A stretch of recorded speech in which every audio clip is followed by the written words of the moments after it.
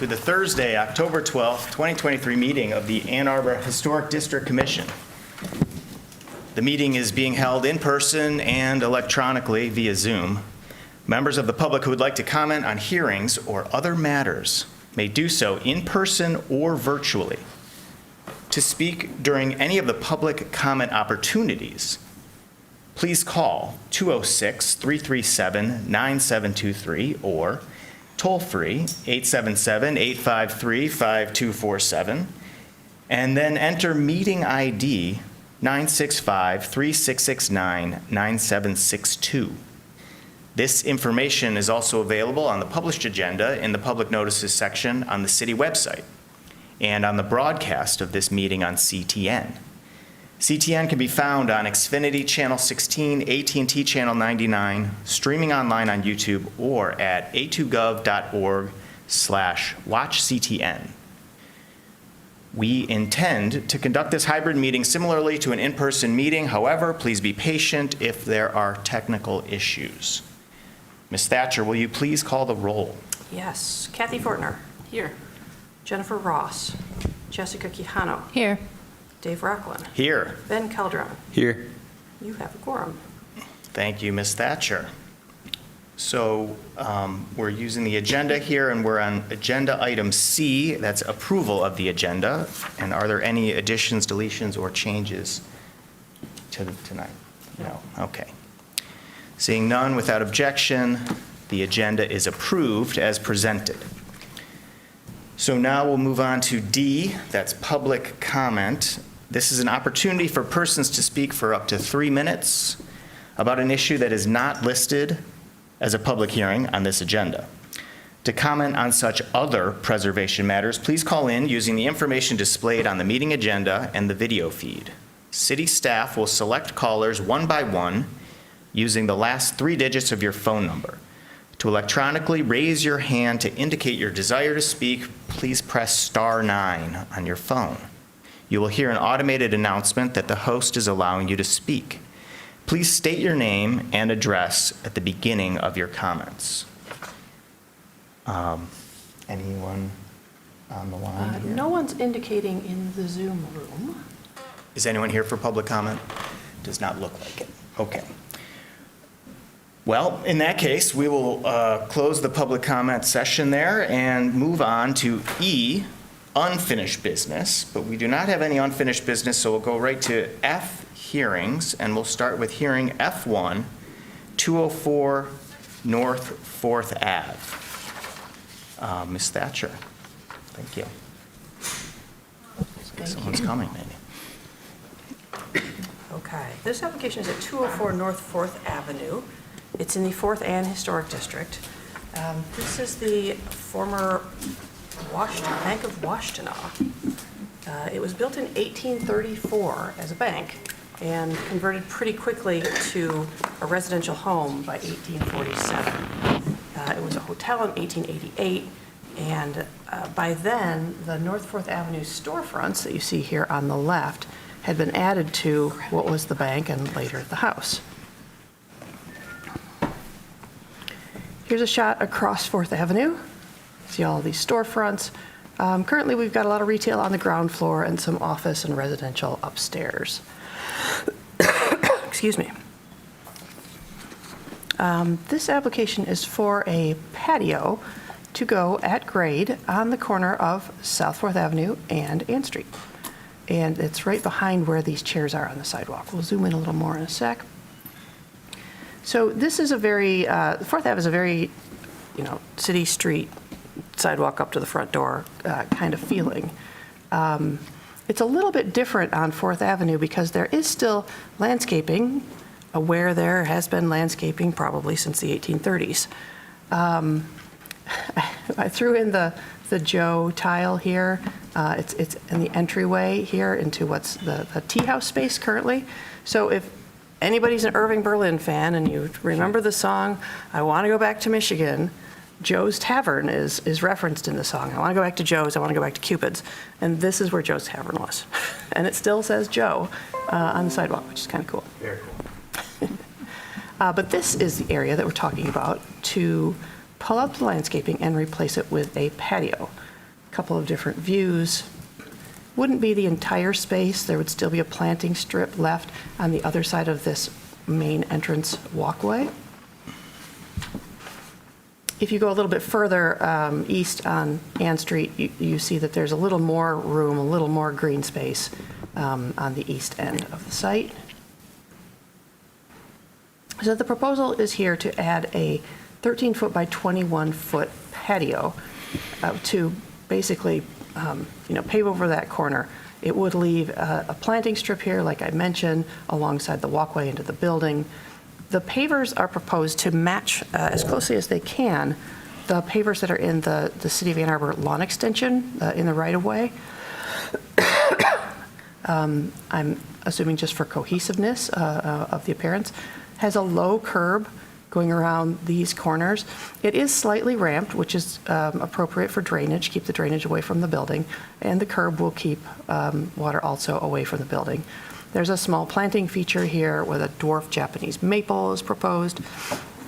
And then there's a pattern here, a design made out of unilock pavers. A couple of renderings of what this might look like.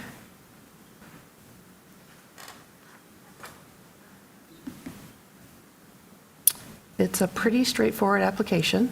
This big stone is a part of the application as both a landscape feature and to keep that corner defined. Here's what it looks like now when we were there for the review committee. No landscaping looks great in October, but it's fine. It's pretty basic. Let me go through the Secretary of Interior's standards and guidelines. The standards that best apply are number 1, which says that a property will be used as it was historically or be given a new use that requires minimal change to its distinctive materials, features, spaces, and spatial relationships. Number 2 says the historic character of a property shall be retained and preserved. The removal of historic materials or alteration of features and spaces that characterize a property shall be avoided. Number 9 says new additions, exterior alterations, or related new constructions shall not destroy historic materials that characterize the property. The new work shall be differentiated from the old and shall be compatible with the massing, size, scale, and architectural features to protect the historic integrity of the property and its environment. Finally, number 10 says new additions and adjacent or related new construction will be undertaken in such a manner that if removed in the future, the essential form and integrity of the historic property will be unimpaired. From the Secretary of Interior guidelines, it's not recommended to introduce new construction that's visually incompatible or that destroys historic relationships. From the guidelines for patios, it's appropriate to install a patio flush with grade using stone, brick pavers, or concrete. Custom materials will be considered on a case-by-case basis. And for all new construction, it's appropriate to design new features so they're compatible with the historic character of the site, district, and neighborhood. This is a super straightforward application. I have to admit that my first reaction to it was, this has been landscape area since the 1830s. That's a long time. But it's no longer a residential house. It's on a fairly busy commercial street corner. It's reversible. You can certainly pull up pavers if you want to. I don't think I would recommend going any farther east with, I wouldn't want all of the front yards, paved over here. But I do think that this is a reasonable request and should not have any lasting harm or effects on the building, and staff recommends approval. Thank you. Thank you very much, Ms. Thatcher. So the review committee was Commissioner Fortner and Commissioner Quijano. Is that correct? Okay. Would you please give us your report and recommendation? Yeah, I don't have much to add except to say that I do think that that planting strip at the one end does a lot towards sort of maintaining the integrity of that entranceway, the historic bank entrance part of the building. And the paving is all toward the more commercially developed area on 4th. Just, can you clarify what you're saying? Can you say that again, please? That planting strip that's shown in this picture here, that's going to be maintained. Oh, the one on the other side of the door. Okay. Well, it's going to be Wait, which on picture? Right. So there's going to be planting on Oh, both that sides planting of the strip. door. The planting strip that's next to the patio. I get Right. it. Okay, I get it. Thank you. Sorry about Yeah. that. I thought you were, I didn't know what you were talking about, actually. Yeah. Okay. Is that it? Okay. Yeah, I agree with staff's report and the other comments by Commissioner Fortner.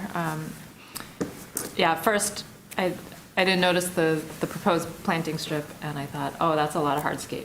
But the landscaping that they've provided help kind of blend it with the rest of the, as you walk further down Ann, and I think helps make that transition. So, yeah, not much more to add. Okay, thank you both. Would the applicant please unmute your microphone or step forward if you're here? Looks like not here. So turn on your video as well, if possible, and provide your name and address for the record. So you have up to 5 minutes to speak, but really we want to know if you have anything to add to the staff report or what you just heard from the review committee. Ms. Thatcher. I don't believe our applicant is in attendance. Okay. All right. So I had some questions, and maybe other commissioners did as well, but we'll move on for now, and we will go to the public hearing for this item. So this is an opportunity for persons to speak for up to 3 minutes about this application at 204 North 4th. Public comment may be made in person or by calling in using the information displayed on the meeting agenda and the video feed. To electronically raise your hand to indicate your desire to speak, please press *9 on your phone right now. Any callers? No callers. Okay, and we have no one here, so I will now close the public hearing portion of this application, and I will ask if any commissioner would like to make a motion on this application. Commissioner Fortner. I move that the commission issue a certificate of appropriateness for the application at 204 North 4th Ave, contributing property in the 4th/Ann Historic District, to install a 13-foot by 21-foot paver patio in front of the building at the southwest corner of the site, abutting the public right-of-way as proposed. The work is compatible in exterior design, arrangement, texture, material, and relationship to the rest of the building and the surrounding area, and meets the Secretary of the Interior standards for rehabilitation and the guidelines for rehabilitating historic buildings, in particular standards 1, 2, 9, and 10, and the guidelines for district or neighborhood setting, as well as the Ann Arbor Historic District guidelines, particularly as they pertain to residential decks and patios, all new construction and new construction in historic residential settings. Do I have a second? Great. That was moved by Commissioner Fortner and seconded by Commissioner Quijano. So let's have some discussion on the motion, if there is any. I'm curious what some of your questions. Well, I had a question for staff first, which, so the original, there's the original house shape, and then it's clearly set back from Ann. Did it have the same setback from 4th, and then an addition was built to like the side of it to get the commercial storefront? Is that? Yeah, yep. And that happened in the period of significance? That happened, obviously, well, right? that happened before, I think I said the 1840s. Yeah, like a long So time a long ago, time ago. yeah. So if you look at this picture in the packet, I'm Yes. sorry, I didn't put it in the slideshow. Right. You can kind of see how, it's in the staff report, you can kind of see how it's got a pretty shallow front yard, like it does now. Right, yeah. And you can just see that the fence and the lawn turns the corner on 4th Ave. Yeah. And really, that addition on 4th Avenue is not very deep. Let me show you a picture again. So it was used to fill in that shallow space. And see, so it's only Right. It's only really, maybe 10 feet deep. Yeah, Because the house, It's- used to have a corner right around here. yeah.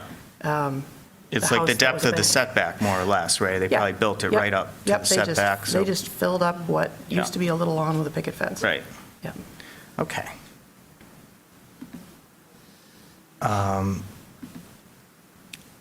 Do you know what the use of the patio is intended to be? It's for the tea house. Yeah, like, so they're going to have little chairs and, yeah. You can that's see that this little corner here is private property. It's part of this lot. Oh, yeah. But it happens to already be paved. So that's where they have their table and chairs right now. Okay. It must be popular because they just like to expand that a little Right, further. okay.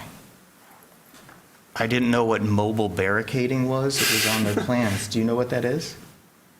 Oh, that's just, you know, when you go to outdoor seating and you see planter boxes or ropes or chains or fences. Okay. You're required to have something portable to separate Yep. your patrons from the sidewalk. Okay, So, thank you. I don't know what it'll look like, but we don't worry about that because it's very transient and changes frequently. I won't worry about it. Yeah, no, I just didn't want to know what it was. Yeah. That's good to know. Thank you. Now I'll know what to call that when I walk home down Main Street.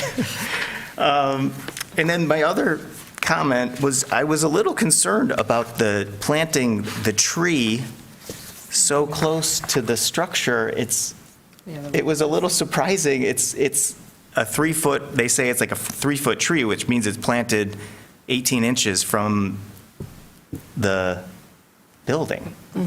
I mean, this is presented by a landscaping company, so I trust them. I just wanted like assurances that it wasn't going to be negatively affecting the historic structure. But landscaping is obviously removable if there's an issue, I'm sure. But I don't know if there's anything in the standards that would relate to that, or we just, it's landscaping. Nothing so- specific. Yeah. You know, it says Okay. don't do things that harm your building. Right. I don't think there's anything specific to planting trees far enough away from the building. Yeah. I'm not super concerned about it since it's like a tiny tree. Yeah, very tiny. They are putting a rubber membrane as waterproofing along the wall, so between the wall and the dirt and the tree. Right. I don't know if that's just a preventive measure. Yeah. Yeah, I don't think I'm worried about the roots so much, more of just like the The tree? windy tree banging up against the house, I or see. the old house. Well, that's a good question, and I guess the staff, like, so do you think that the landscape architect just kind of added that tree as kind of a gesture because they thought it would make us happy, or like why? I mean. I don't have that sense. Yeah, I it doesn't think it's have a to be design there. feature, Okay. you know, to make the patio more A little, lovable. little weed tree, though. It'll which be is kinda like- beautiful. Yeah, it's almost like, We'll see if it survives. yeah, Yeah. that's true. Patch of dirt there.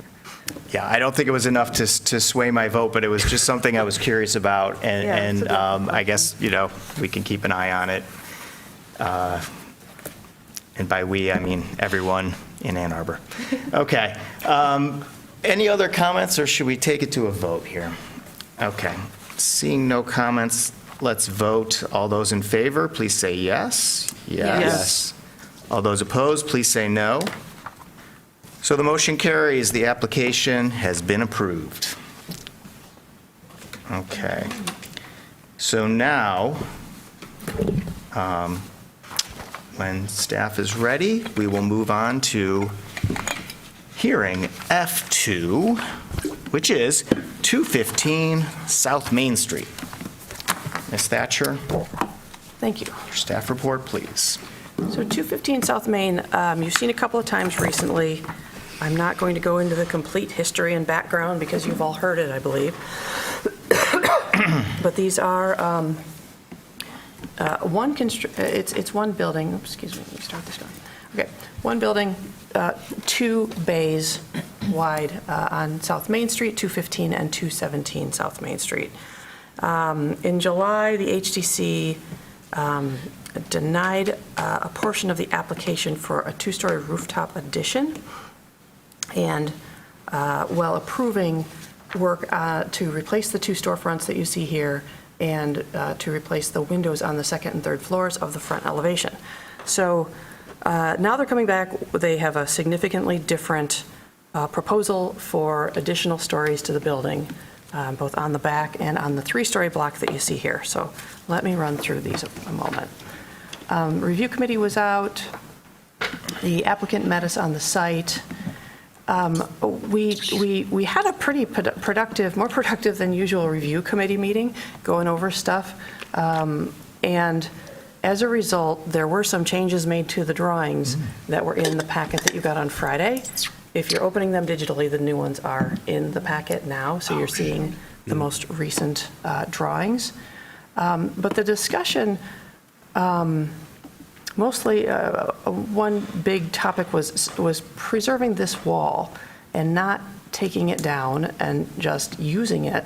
And so take note of that, and we'll get to that in a second. These are some shots of the back, the rear facade. That's mostly what we talked about at the review committee meeting on Monday, but some on the front also. So some things I would like to point to on this photo before we get to the drawings is a rooftop addition is proposed to go on 2 stories on top of the historic 3-story portion of the building, and then 3 stories on the historic 2-story portion of the building. The tricky part is that this 3-window bay would get narrower, and it would become a 2-window bay with a door and a window, as well as this wall being pulled out toward the alley. We'll get to the drawings. I think it's about 10 feet. But we can check that later. Similarly, this wall would be pulled to the north, and that's where this row of windows is going. It would be, so the 2-story portion here would be extruded out, and then a 3-story addition placed on top of that. So this wall comes back a little, this wall comes to the north a little bit. Now, to show you that on drawings, there are floor plans provided. I will go into those if anyone wants to see them. But you can see here on the first floor plan, there are 2 windows here, or a window and a door here, instead of the 3-window bay. So the 3rd window has now been removed, and this addition put on the back. Similarly, this is the, I believe this is marked as the former rear corner of the building. So now the rear corner has been moved to the east toward the alley. I included the 4th and the 5th floor plans here because now, you remember the last application had a stepped back 4th floor and a stepped back 5th floor, or maybe they were both the same distance. I think they were offset. Now they're both set back 19 feet. So this is the 4th floor, this is the 5th floor. They're stacked right on top of each other, 19 feet back from the parapet. Roof plan. I included this to show that this is a large parapet screen, and it's sloped back to try to reduce the view from the street level of the parapet and what's going on up here. All right, so storefronts and windows have already been approved, so we don't need to talk about those. Excuse me.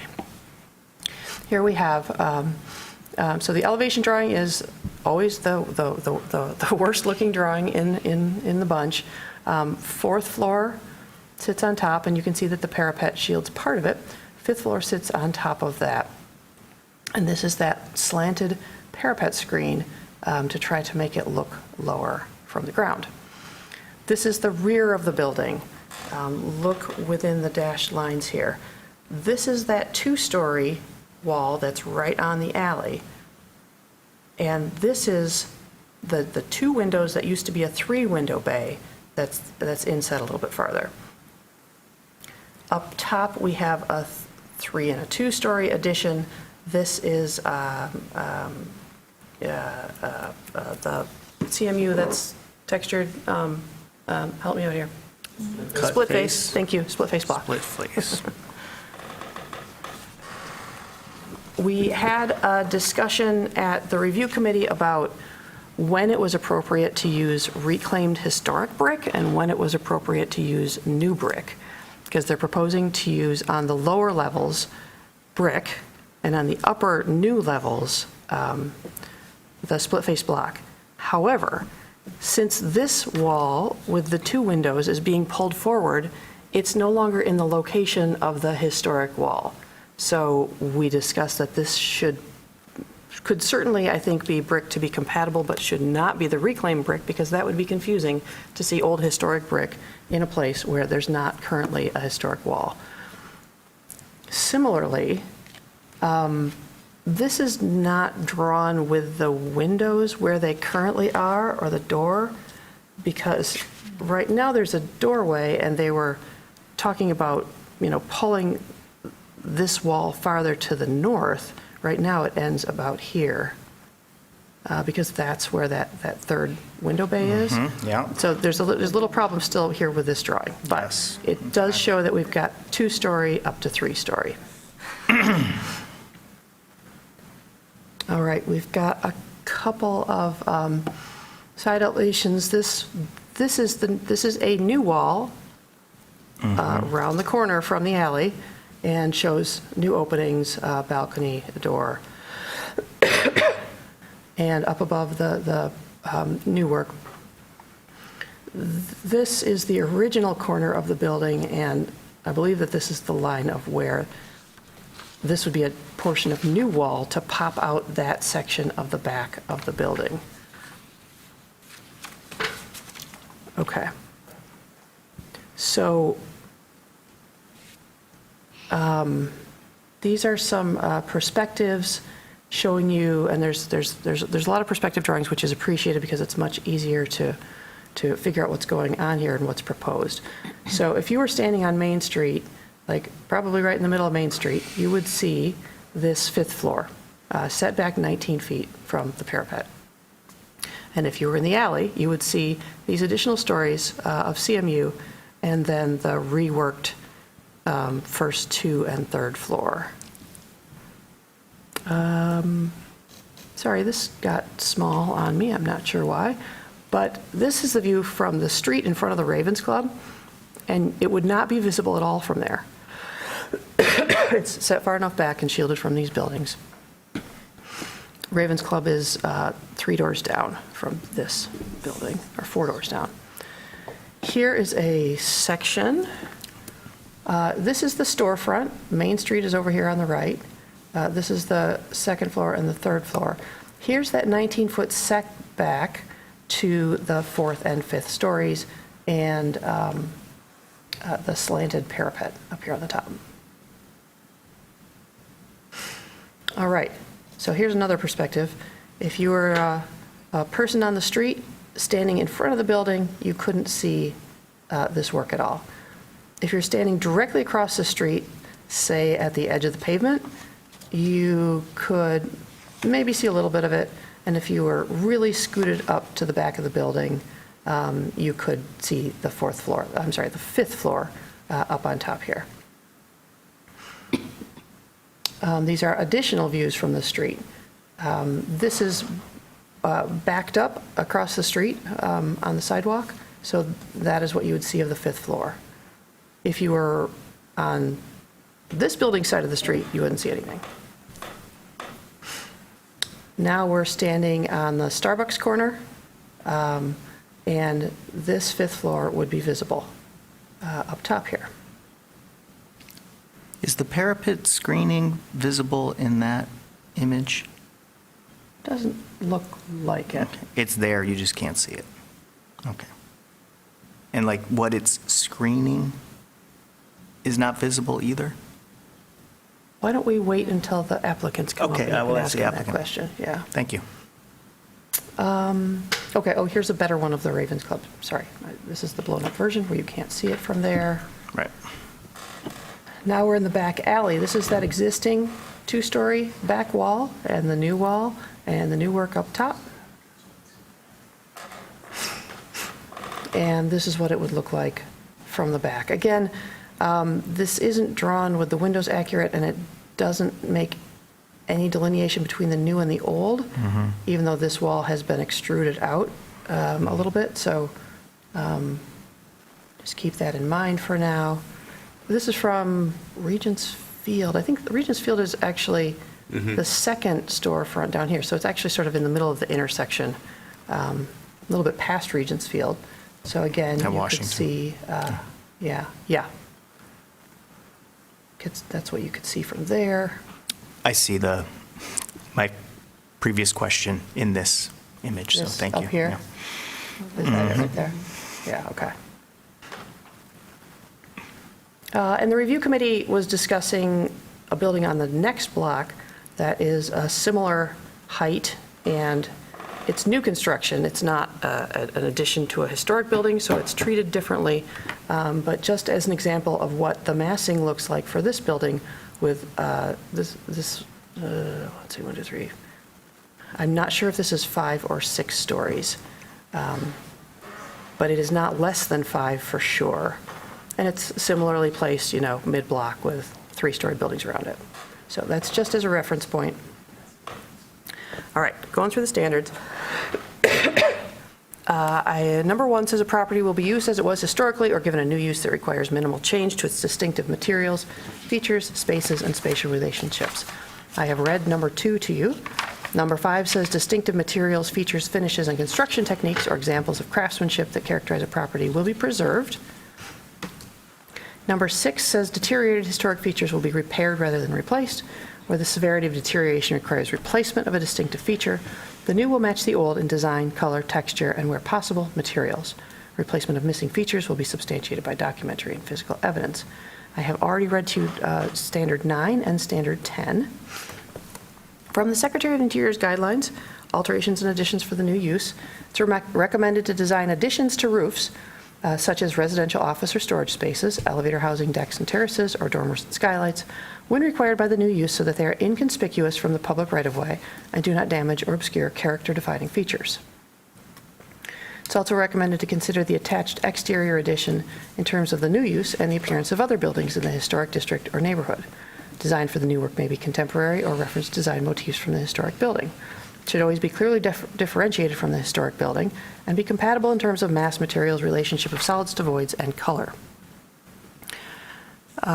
It's also recommended to design additional stories when required for the new use that are set back from the wall plane and are as inconspicuous as possible when viewed from the street.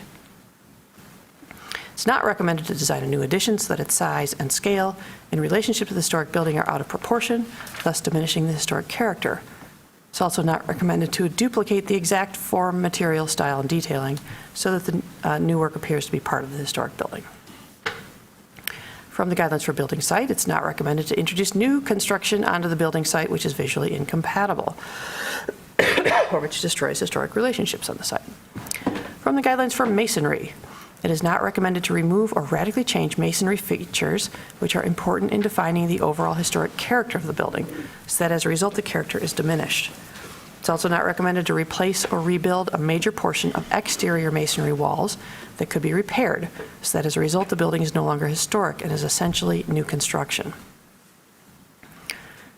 From the Ann Arbor Historic District Design Guidelines for additions to commercial structures, it's appropriate to place additions such as balconies or non-character defining elevations, limiting the number, size, and scale in relation to the historic property. When required, design additional stories that are set back from the front sidewall planes and are as inconspicuous as possible when viewed from the street. From the guidelines for new construction, it's appropriate, it just says that building massing should fit with existing historic patterns, and buildings should not be immense in scale or greatly contrast with existing scale on the block or in the surrounding historic district. Okay, so staff does appreciate that the changes that were made on the drawings that we were looking at the review committee because they weren't accurately reflecting what the applicants wanted them to. I think there's a little more work to be done on this. I made a quick list and I can pass this along. From the drawing still needs some changes to the 2-story alley elevation. It needs to show the historic openings correctly. It needs to note the infill door material and the inset depth. There's a door that they're proposing that faces the alley to block in because there's flooding in that alley and water gets in there. So they would like to brick it in with inset bricks. We talked about that at the review committee. They need to note which windows are restored and which are new windows. For example, there's some glass block back there and what they're going to fill those openings with, or if they're going to alter the openings back to something that was there previously. They need to show that extension to the north clearly and differentiate it from the historic wall. And they need to show the 2-story wall as Show two-story wall as retained on all drawings. Oh, so at the beginning of the packet, there are several drawings that show the front wall and the two side walls as remaining, but not going around the corner to the back to the two-story part, so that alley bit is accurately represented on there. Ms. Thatcher, can I ask a question about Yes. this list? Yes. Just while you're in between. Is this a list of incomplete application items, or is this a list of this is what you need to do for me to recommend approval items?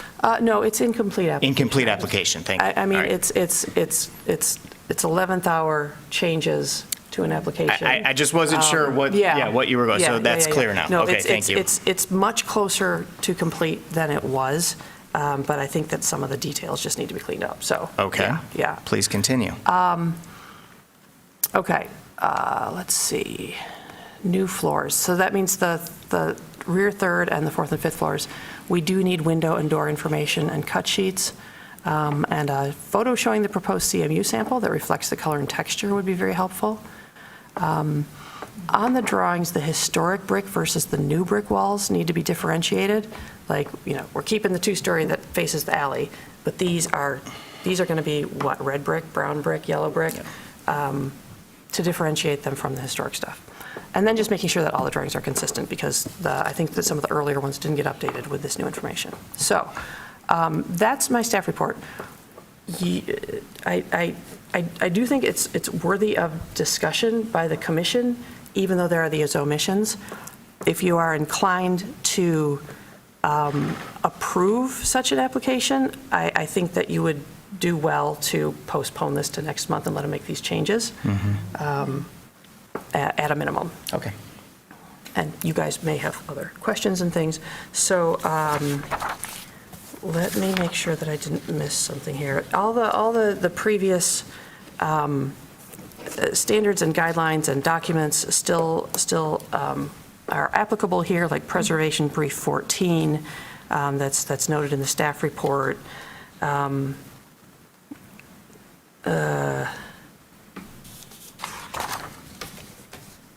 Okay, so I do think that this application is significantly closer to something that I could recommend approval on than the last application that was denied. I do think that keeping that two-story wall on the back is very important and very, strengthens the application.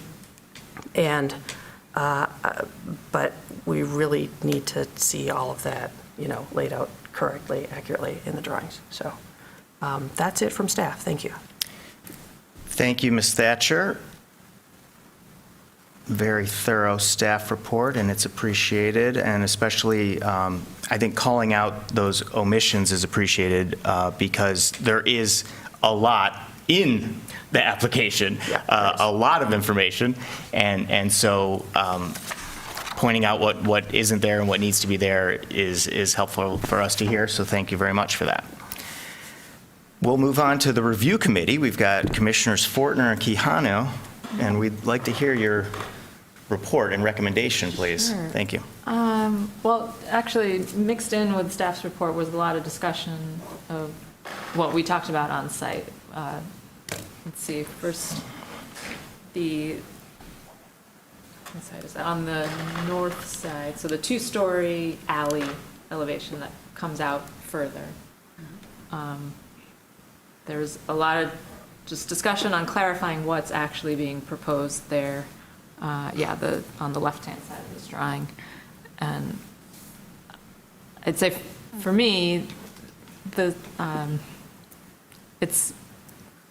wasn't until the end of the site visit that I really understood what was going on in terms of the new volumes that were being proposed, with a lot of shifting of the walls. And I think, to staff's point, a more complete application noting all of these differentiations of material and where those lines of this is all existing and then this portion is new would really help the reading. Because we were walking around that corner quite a bit.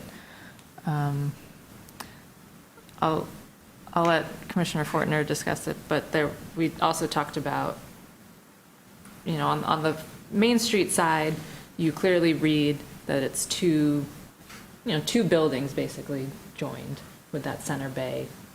And then when you go to the alley side, you read it as two buildings, two three-bay buildings, if you will.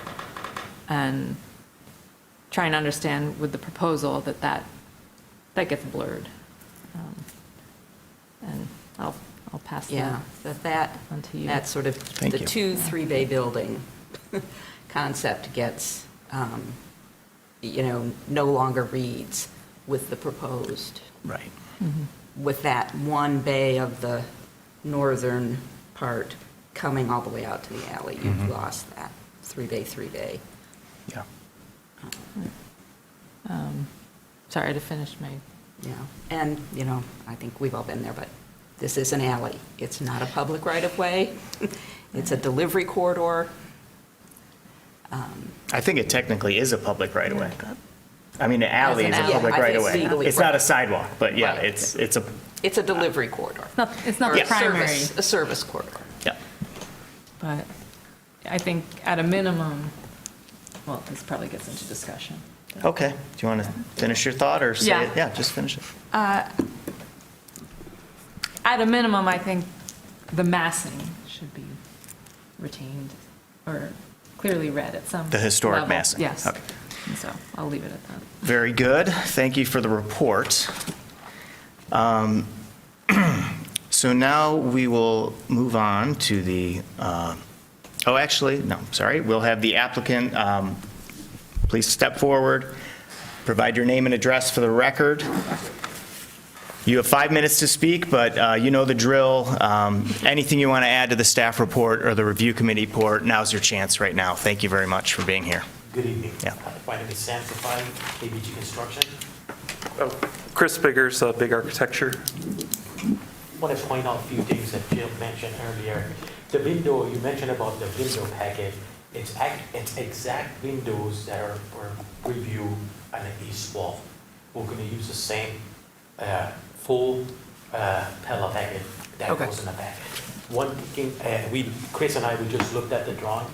We did agree that that entire back east wall along the alleyway, it remained as is. If the commissioners are okay, if you can note that on the packet, that will remain 100% as is. No opening will be changed. No windows are going to be replaced. There's only one door on the alley side that entered the retailer space. And I spoke to Jill at the meeting on Monday that if that's okay, we can relocate it to the site because in many, many years of experience in construction, I've had many problems with water flooding the buildings in the alleyway. The City of Ann Arbor detention, the stormwater cannot keep up on 7 to 8 inches of a storm. A lot of time we have to go on the building and deal with water. Yeah. So she mentioned that if we can relocate that on the site and still you infill the opening with the 2 inches of recess back, that's pretty much the only change is going to happen on that wall. Everything else will remain the We also same. don't want the door in the alley. We'd like the door to be off the alley, so to avoid trucks and all. So just to clarify, you would keep the glass block? Yes. Hopefully not the graffiti, but just the Yes. glass? You Yeah, can okay, clean the okay. graffiti, but that's about it. Yeah. Okay, Yeah. okay. And that wall will remain 100% as is, no touch. And anything above that, one thing I noticed that we were talking earlier is, once you pass to the new floor, there's also a setback, about 8 to 10 inch setback to the new material. So it kind of keeps the existing look the same, if that makes sense. Sorry, that rear wall always has been like a foot in from the original east wall because of the structural problems we're having in the foundation. So it will automatically have a delineation no matter what. So leaving the The wall there, addition- there'll be a step. the Yeah, the addition- existing wall will remain, the new addition wall will be stepped back behind that wall. We're actually building a wall behind the existing Yeah. wall. In the drawings, does that east wall, did that move several feet east in the drawings? Oh, sorry, this east wall. Which, stayed. the short one or the tall one? The tall one comes forward. Yeah, okay. So all of this, we're talking about the furthest, the 2-story east wall. Yes. When you had spoken earlier, I thought you were talking about the 3-story Sorry. east wall. No. Okay. So Okay, because that one's moving, right? Yes. Okay, Yes. all right. Very good. So what we're looking at there, that east wall, you're saying all those openings, Stay as is. everything is No staying touch. except the door? Okay. Absolutely. Can be noted on the drawing. Yeah. And the addition behind it will be offset from that. So it's going to go up, stop. All the structures will be behind the wall. Yes. Okay. Where the, Let's, do you have, should we, yeah, let's keep you here, actually. If that was it, can we ask you some questions now? Absolutely. Let's do we need to do the public hearing first, Ms. Yep. Thatcher? Okay. Yep. Let's pause, do the public, I think we have a lot of questions. Let's do the public hearing and then continue. I think that'll probably go quick. So let's open the public hearing for this item. This is an opportunity for persons to speak for up to 3 minutes about this application at 215 South Main. Do we have anyone present speaking in the public hearing? No, does not look like it, And and no one in the Zoom room. great. I'm going to close the public hearing. We're going to go to Commissioner Fortner with a follow-up question. so the one bay of the north part of the building that's coming all the way out to the alley, No, it's not coming. It's coming off 10 feet. no, the other part, the part that's, so there's 3 bays of that Correct. building, and the southmost bay is going to come out to the alley line, the property line on the alley? No. The upper floors, you mean? Or? Well, I thought. They're talking about it as an addition above the two, you're talking about the addition above the two-story bit? No, Oh, okay. no, I'm talking about the other 3 bays, Okay. not the 3 bays from which the 2-story part comes out now. Okay. The other 3 bays. It will only come back That's 10 north, I feet think. towards the alley, but not to the alley. You're None referring of to it. this wall. Correct. I thought one of those bays was going to come out, that we're losing a bay on that building. Can- The bay from north to south is getting skinnier. Correct. Yeah. The bay from north to south is getting skinnier, going from 3 windows to 2 windows. Right. Correct. So where that 2-story wall is now on the alley line, Yes. This is all. I That's want to gonna hear get what you're wider saying, with so new wall. can you wait? The north wall of that right? bump up, yes. And then the door's gonna Correct. be there. Absolutely. How are you going to differentiate that wall from the old wall you're We're keeping? going to put in the new brick to an existing. So it will go, that will be new, it will New, match the new on the upper stories? Yes. Jill, can you go to one of the But it's not inset, it's going to be flush across to the, Well, you'll see the difference from a new brick to an existing. yeah. Got a favorite? Yeah, on the And that right one. continues, that same cladding continues down that wall? Yes. And across the new one that's only coming out 10 feet? Exactly. And then for the 10 feet of that wall, and then you got the old. Correct. Is that image on the right on your screen, is that what you, are you feeling you're seeing now what you just heard? That's an existing building. Where Yeah, it's that's pointed not out. the building. I'm talking about the image on the right, So though. what you can't see in this picture. Oh, it's not of this part. Is the new and old part that's on the alleyway. So So this we're- is old, this will be new brick, this will be new brick. Yep. 10 feet of this will be new brick on No, this so- That's side. not facing part of our north. building. Some of this will be new Oh, brick. I see. Okay. Yeah. Yep. Some of this facade is new brick. Yes. Yeah. Yes. So you're not seeing in this picture. Right. We're not seeing the differentiating between that old Yeah. 2-story section and the, do you know how many feet that is of the new? It's roughly, if we drew a line roughly between those 2 windows and that door and window straight down, it's roughly in that area, 4 feet. Is it 4? But those windows aren't the existing windows, so how do we know where? No. No, it is? she's talking about this corner over That's here. on my list of things to fix. Yeah, Yeah. yeah. Yeah, about And technically, there should be some delineation, 4 feet. not just 4 feet, new yeah. material. Okay, let's reset here. Commissioner Kano, did you have something to No, I bring up to think the? We were It just was trying okay. to discuss that It- same yes. area of We're- confusion. Very good, okay. Did we have momentum to another comment or question, or do we need to jump in here? Did you guys have I anything? think I'm clear now that that wall is staying, that east wall is staying as is, and now we will delineate the old from, the new from the old. I have a question, just in Yeah. general. So can you speak to the choice, and I know that the, kind of this, the adjacent building, the new kind of connector piece is clad with that split face concrete block, but can you speak to the choice of materiality? And just kind of, because from what I understand, like, this type of concrete block doesn't really have the best kind of life. It will be a new brick. Are you talking about on that lower 2 floors? No, the new addition, the split face concrete block. The upper floors? Yeah. That's going to be a brick. Obviously, we want it different from, oh, you're talking about back on the upper? This- Yeah, that's more a split block, split face block, something beige, nice and flat. What's that? Beige. Yeah, I don't think we want to do, we're going to do full, I think.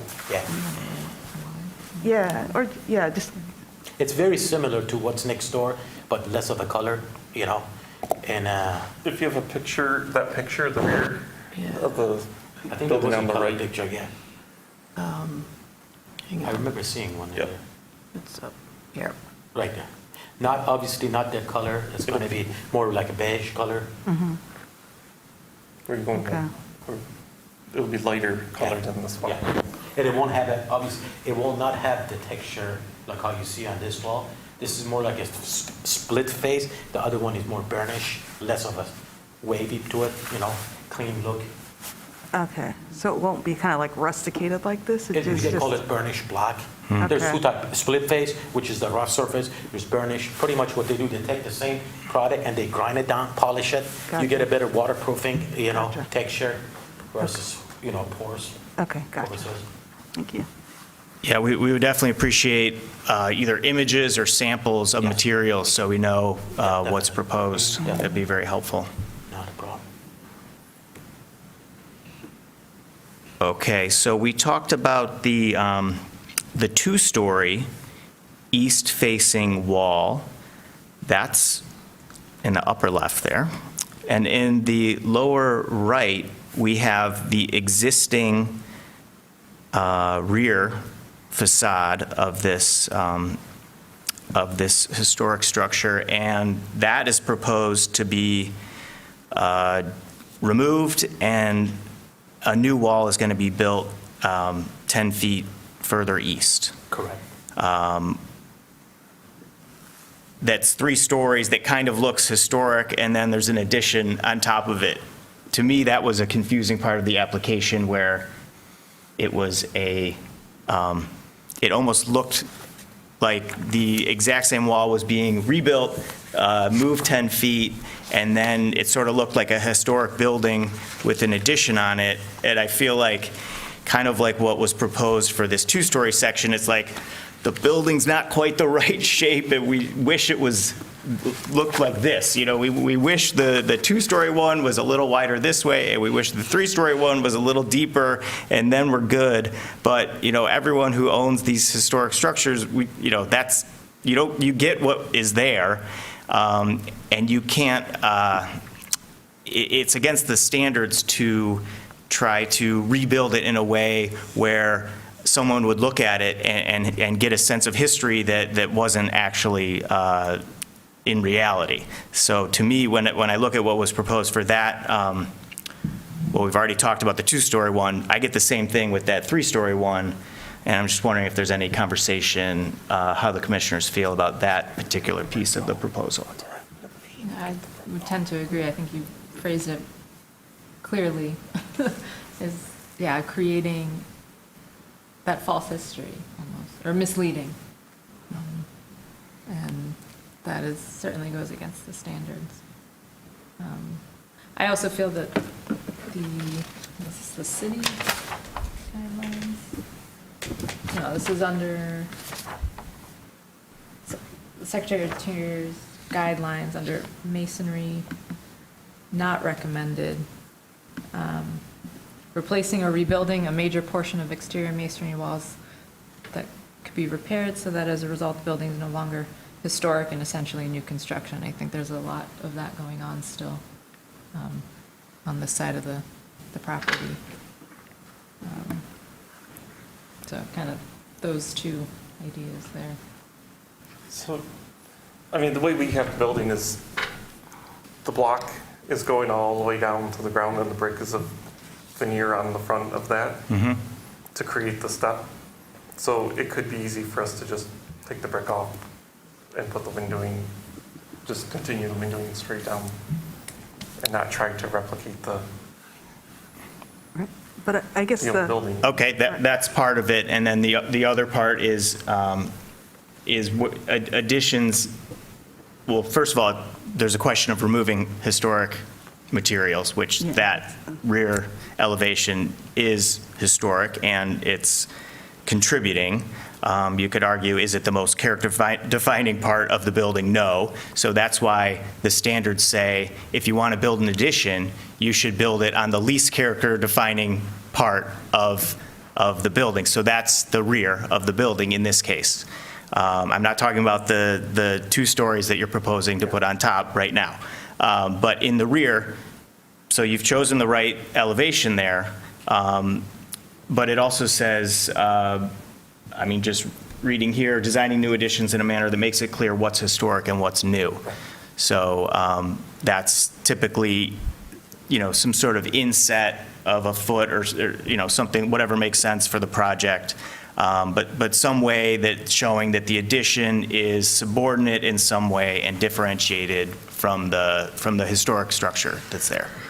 because I guess like my issue, and just kind of following up on what Jessica was noting, is this isn't like, okay, so if we all agree that this rear elevation is not necessarily, it's not a primary elevation. Right. But if we're saying it's character defining, then typically, if it's like a house, you could still at least tell and see that rear elevation, and then the addition is kind of built onto it versus like taking the whole rear wall down. Absolutely, yeah. And I wanna so add- that's I wanna kind of add one the, comment.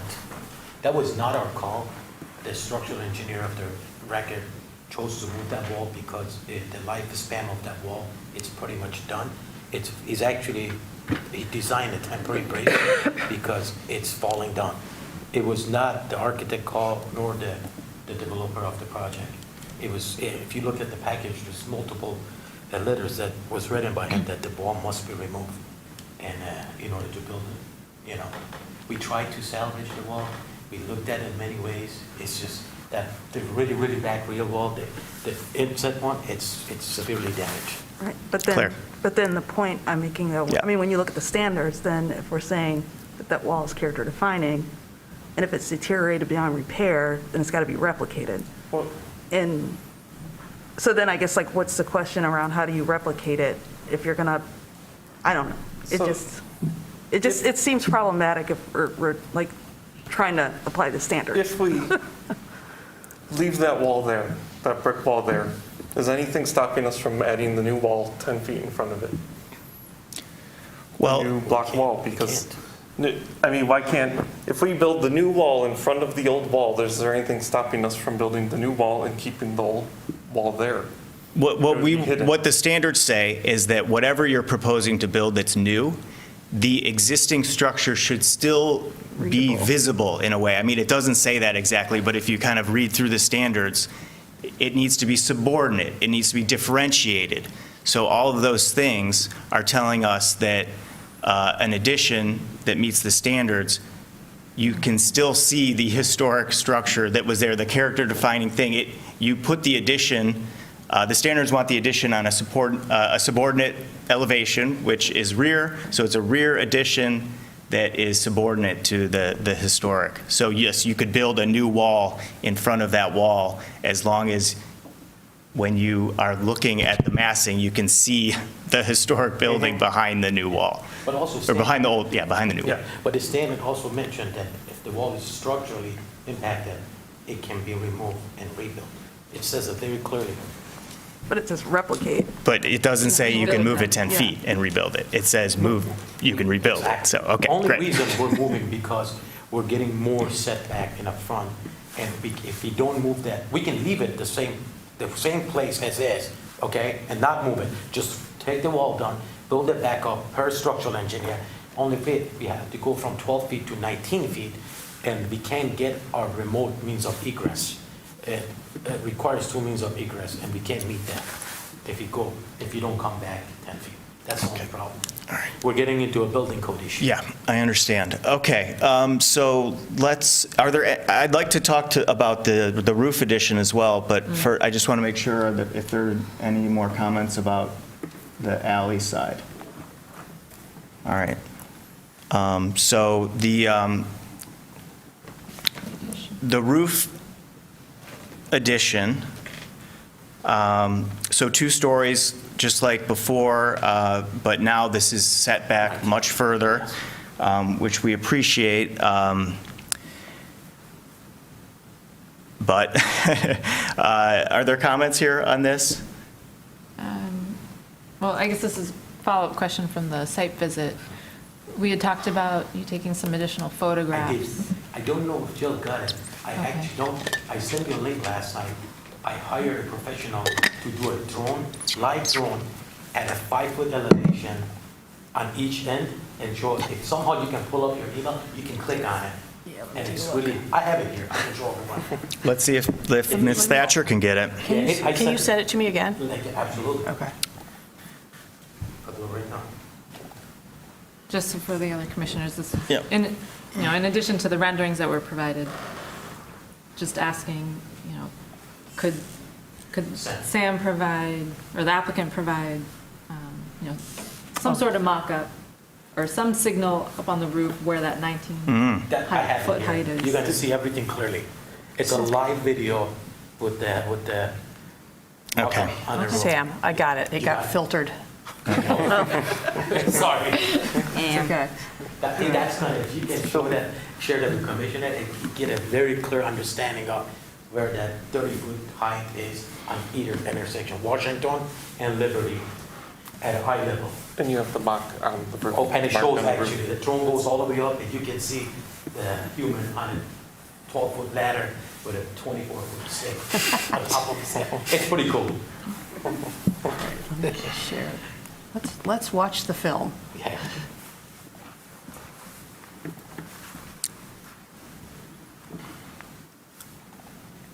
So the red flag is what, then? That's the top of That's top of the roof, steel roof. the top of the sloped steel, the very Highest top slope. point, The okay. highest slope. Yeah. And we looked at it very clearly. It's not visible from either intersection. If you stand, Well, your back is. because he's in the against center. The single, Oh, man, okay.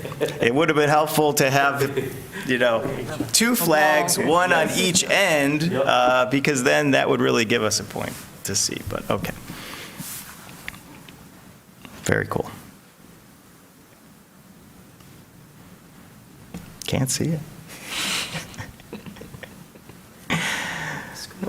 Is that it? Is that, we're just looping over and over again? Yeah. Okay.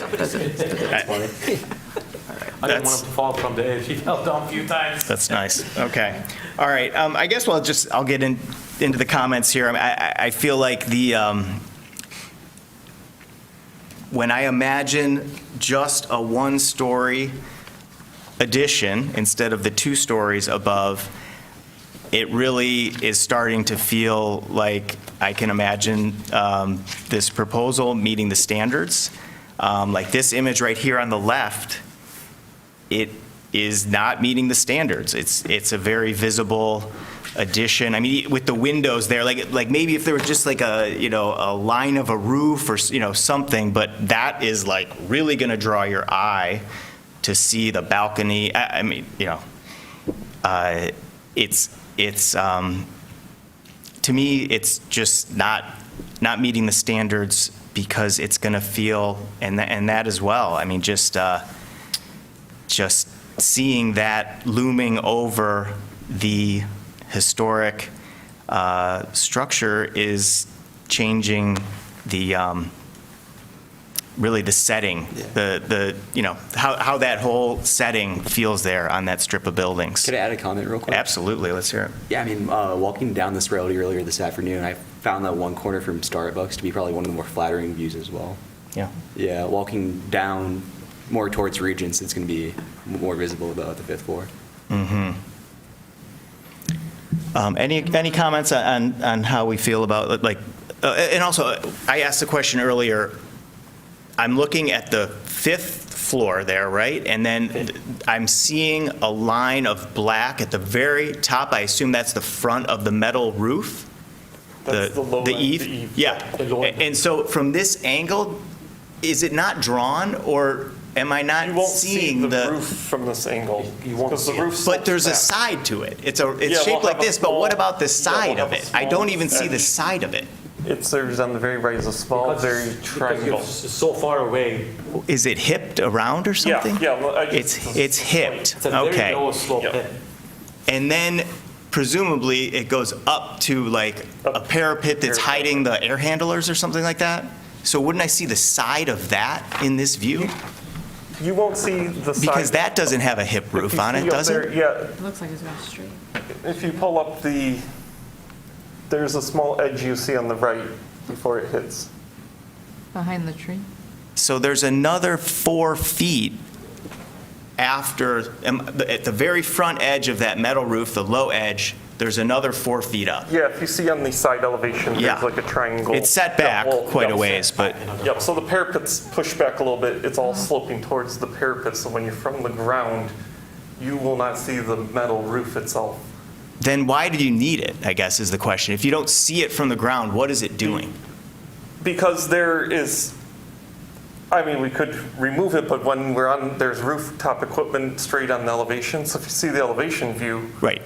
we could, you won't see it But from the it's just from ground. elevation. For perspective, you never No, see the metal perspective, you roof. won't see Not it. at- Okay. No. You won't. All right. And the idea is that we need the edges of the parapet to go up for the fire rating. Uh-huh. We do need the edge parapet.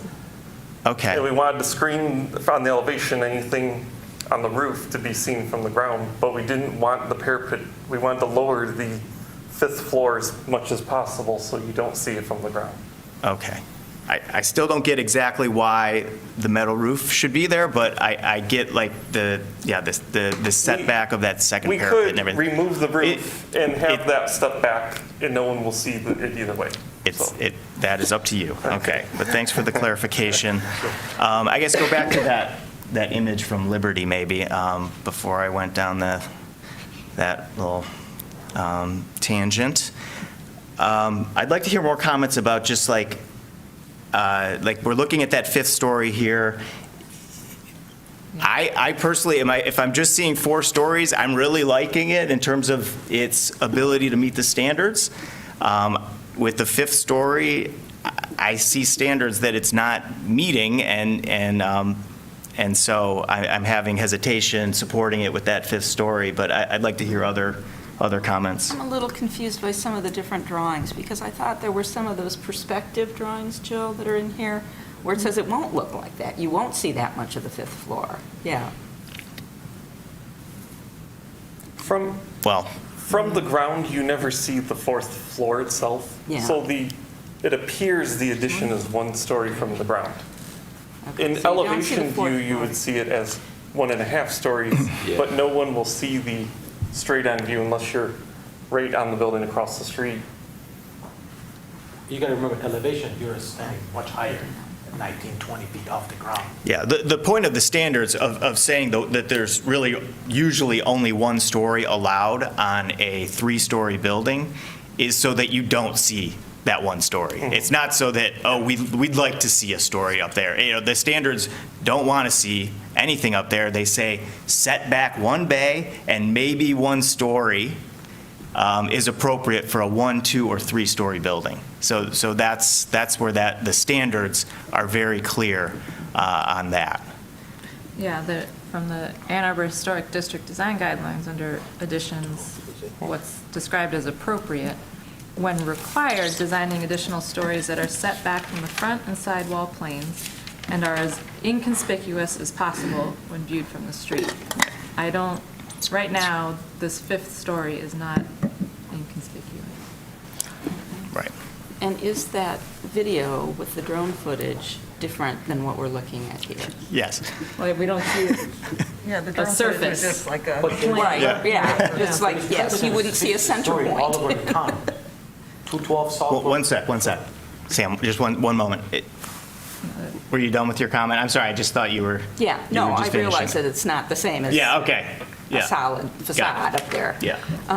But it would seem to counter that you would see that much of that building. If you can't see that flag in the center, at 1 center point in the roof line.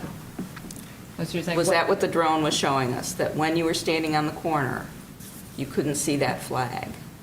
Well, And the flag sure. represented like a center point at the That's a top of the roof Yeah. line. But Is yet that we're what, I mean, Yeah, I think so. So you have to, there was that, and then there's the drawing, so I just, Which one is it, is what you're saying, right? I guess so. All right, Sam, what were you saying? I'm There sorry. are precedents Yeah. in town that there are, fourth floor, fifth floor, Yeah. and I've seen many, many historic buildings, that you can very clearly see fourth and fifth, And the project that we designed really, really, in my opinion, exceeds that. You can't see fourth floor, you can't see the fifth floor, you only see the roof. So, we pushed so much of this building back to try to help, things flow properly. But, it's just, we just can't keep reducing floors before, there's costs associated with the construction at some point. We have to look at, costs versus what makes sense. But 212 Southport is one of the building, 315 South Main is one of them. We kept the floor height very minimal to reduce the visibility. And, at this point, just myself looking at it, I think it helps, it meets all the standards. Okay. Go ahead, jump in. All right. State your name and address, please. Welcome. My name is Reza Rahmani. I'm the property owner. Hi, Reza. Hi. Just want to mention that there is already precedent that Historic District Commission has approved properties like right behind this building on 4th Street. There is a 2-story building that had addition 3 stories. And that 3-story now is 5 stories, much more visible than what we are proposing here. I mean, there is multiple precedents that was In town. approved in town by the Historic District Commission that it's already established. And those 3 stories are much more visible than what we are proposing here. We have done everything. I've done a lot of projects in downtown. Everything I own is in downtown. We respect the historic. We want to keep the historic nature of downtown. It is. I mean, that's my intention, and I think I have proven that. And we have the same intention. We want to keep that historic feeling of downtown. It's very important to me, and we are doing it. But I think the question that's being raised here is, I think it's a little bit unfair, because we are going above and beyond what is necessary. The reason we are asking for that 5th floor, I mean, is this building has been vacant and not been utilized for over 60 years. The top floor of this building it's a blight. It's burnt. And it takes a lot of money to fix this. I mean, if we don't have that, financially, it just doesn't make sense. I mean, it's not that we want to force get another 5th floor. It really doesn't. I mean, if we can't get it, this project is dead. It just doesn't make sense. I mean, as it is, it doesn't make sense. We are putting a lot of capital in getting this building, make it a useful and contributing structure to downtown. And I think if you look at the history of what I have done, we have done, I think we have done well for downtown. And that's the same intention. So if we cannot get the 5th floor, this project is not going to happen. I'm being upfront and honest. I just going to let we can't do it. Financially, it just doesn't make sense because it takes so much capital. This building is structurally is not sound. It takes a lot of money. You have to put a steel structure inside of this building. You're repeating yourself now, so I'm You have 5 minutes. I wasn't timing you. I think you're probably there, but do you have another comment or two, or? No, so, Okay. I mean, my main point Yeah. is here, the precedent is already set, Okay, that the Historic District Commission has approved 5 stories in a historic district. Okay. Not one place, multiple places. okay. All right. Thank you very much. I really appreciate you coming up and making those comments. Thank you. Yeah, thank you.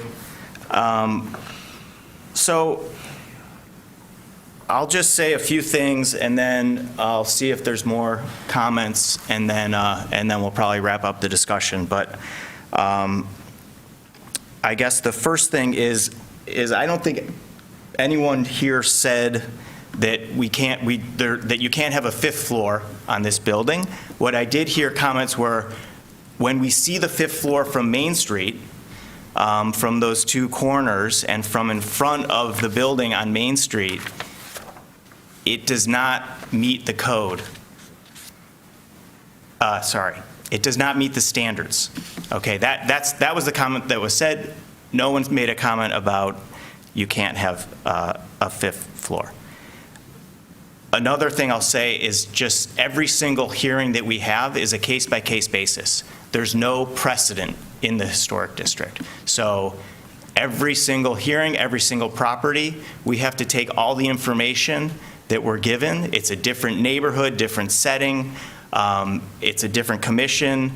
And so there's no precedent. It's always, each hearing is a brand new case before the commission. So, a lot of times if there's something there that looks exactly what you want, it doesn't mean you can have it. It's just a new case every time, unlike the, Supreme Court law and stuff like that. Okay, so I might have had a third comment, but I'm not remembering right now, so I'll just see if there's any other discussion at the moment. Okay, so now we have to decide, I think you can sit down for a sec. We're going to have just a discussion on, I would say we should, okay, I'm sorry, are you coming up for public comment, or? No, I'm part of this group. Part of the group? Okay, please state your name and My name address. is Stefan Trendoff. What was that? My name is Stefan Trendoff. Stefan. Hi, Stefan. I've been here 35 years. You have approved 6 projects that are not only similar. On 4th Street, you've approved a project that's much higher, much closer. You've set a precedent on downtown. The city council wants more building. We're doing something with good flavor. And you are saying that what we're doing after the additional setback, which is beyond anything you've ever asked, you pushed it back way beyond anything that anyone else has ever done, and you're saying now that you find that additional story disturbing. There are 3 buildings on Main Street that have 2 stories above. There's a building that I lived in on 4th Street that the setbacks are ridiculously high. You can see the whole thing in front of you, and on 4th Street, right behind our building. The setbacks are like 8 feet, 10 feet back, 10 feet. We went back to 17.2 feet back, and we've shown twice that you can see it. Some of you did not see the first time. We did it a second time. I think you're being very unreasonable, and I think the council is not going to like this kind of decision, because they want publicly, they want more units. We're doing it in good taste. Mr. Romani has done 5 buildings in downtown. He deserves a little bit of, we're not getting that. We're being pushed back even further. I just think you're being unreasonable. I think you should vote. It's going to look very bad for you with the council, what you're doing to Mr. Romani. It's going to look very bad. And other people that want to come into this town are going to look at this as walking through broken glass to do something. You're being very unreasonable. Thank you very much. Thank you, Stefan. Okay. Is there any other comment here from the, okay. Very good. I guess what I was saying was we have to figure out whether or not we're going to postpone or go to a vote. And it just seems like what the comments that I was hearing are really looking to see something that's significantly different than what was proposed. Is that what you were hearing as well, or how do I decide now whether to postpone or to vote? 'Cause I don't know where you guys fall yet. Yeah, I've heard okay. a lot of comments. Okay, well, but, let's talk about it more then. I think you need to probably make a motion so that you can discuss. Yeah, very good. Yeah. We're kind of off script here. Okay, let's, one moment, please. Whew. Okay.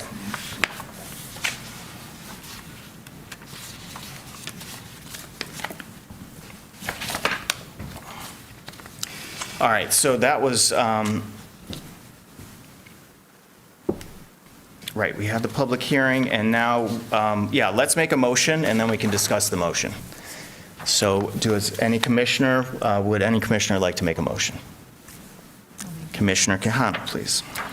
I move that the commission issue a certificate of appropriateness for the application at 215, 217 South Main Street, a contributing property in the Main Street Historic District, to demolish all but the front facade and side walls of the existing building and construct a new 5-story building within those 3 walls while using salvaged brick from the rear of the building to clad, no, that's not. Sorry, this is proposed a anymore. motion that went with the original drawings. I'm sorry, I so- don't have the latest.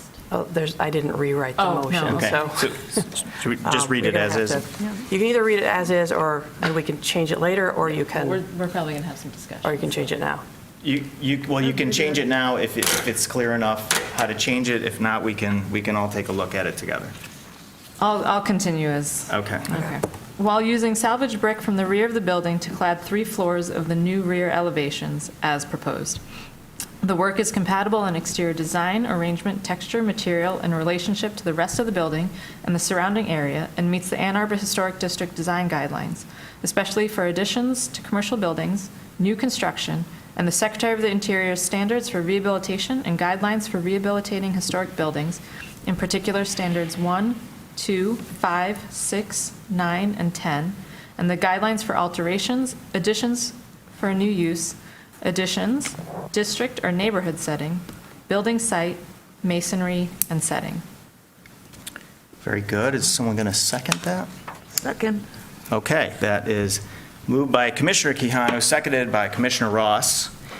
So now we'll have some discussion on the motion, and after that discussion, I think then we'll decide whether or not it makes sense to postpone, and the reason we're postponing would be for the information that we're requiring that Ms. Thatcher has already detailed, or the reason we would vote would be because we just would approve it as is or deny it as is, and then it would require a significant change to reapply.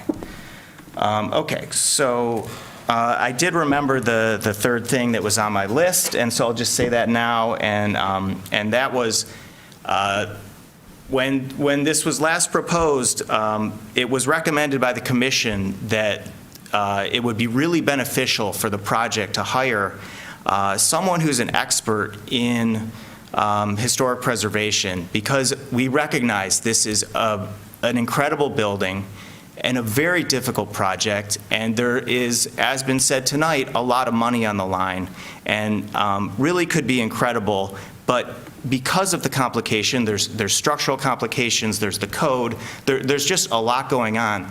There's also the historic district standards that need to be met for this project, and there's experts. There's several in Ann Arbor and several in the Southeast Michigan area that are world-class experts in historic preservation that really understand the standards. And I think, I'm just going to repeat it again, what I said, or what the commission proposed last time, which was, I think this project could really benefit from someone with strong expertise in historic preservation that knows how to really, creatively meet the codes in a way that is beneficial to the client. So now let's just okay, so I guess for me, I'll summarize where I stand. I think for this project to meet the standards, there is some work on the alley side. That's been discussed. I think for me, the critical thing on the alley side is just that you can visually understand where the historic building was/is and where the new building is. So to me, differentiation is the most important thing on the alley side. I'm not as concerned about compatibility because what you're showing looks very compatible to what is there. I am concerned with compatibility on the Main Street side. What I'm seeing there is not compatible with the historic setting of Main Street according to the standards. So let's just take that as a, kind of a starting off point, and let's kind of hear where we stand. Agreed. Okay. Yeah, I agree with what was said. I also just had a clarification question for Jill. So if we proceeded with postponing, and that would be just to basically fill in the holes in the application that you had kind of listed out. It wouldn't be to make significant changes, right? That would be, or is there? That would be the cleaner way to do it, but if there are changes that the commission wants to see that can be made, Okay. It's not unprecedented to have those changes made between meetings. Okay. Like, say there was some change to the Main Street elevation or something. I guess that's up to you guys. Oh, I mean, okay. for the. I just didn't know if there was. You need a reason to postpone, and you need to be clear about what it is that you're asking for in the postponement. But what you want to ask for is kind of up to you. Okay, so just for clarity, so if the postponement was just around this missing information, but then the applicant filled in the holes came back next month, and we denied it because of the height situation, you're saying that that if we feel like we want to deny it for these more kind of intrinsic issues, it should just be straight out denied now? Well, I'm not, yeah, I guess. I mean, you don't want to string the applicants along and make them make more changes. Yes. If you know that you're not going to vote for the application based on other factors than the clarifications, Right. that I've asked for. Fair. Yes. Yeah, okay. Do you have anything to add to what we've said here? So all of the clarifications had to do with the rear area, right, Jill? It was all about yes, the they did. materials Yes. and changing No the cut sheets, though. wording on the back wall, what's going to be kept and all that. Yep. Right, so all of those things have to do with the back. None of that had to do with Right. the height of the That's correct. two-story addition. And how do you feel about that? I'm still confused about what seems to me to be conflicting information about what's going to be seen. Okay. How much of that is going to be seen from the street?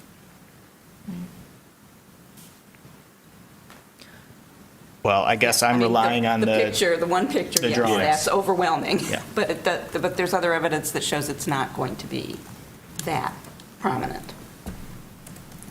So I'm confused about that. So more evidence around how that's really going to read from the street. You're referring to the flag? Yeah. Because we didn't see the flag. Yeah. Yeah, I think that's a really compelling point because, I mean, obviously, the crux of the biscuit or the issue is what are we going to see? And if we had a clear 100% understanding what's going on, and if it was really just minimal, okay, but, I mean, seeing a flag from a little tiny, Yeah. I don't know if we didn't see it just because it's a little tiny, like, I don't know. Yeah, Or did that's we what just I'm honestly just confused. not see it? Yeah. So I I think we didn't see it because it's a little tiny flag. When you Yeah. have a facade with windows and reflective surfaces, and it's an entire. Is it all right to see the video one more time? Yeah, that'd be cool. I don't know if we need to, but yeah, let's see it one more time. Okay. Because that really seems to be obviously the issue Yeah. hanging, yeah. Yeah.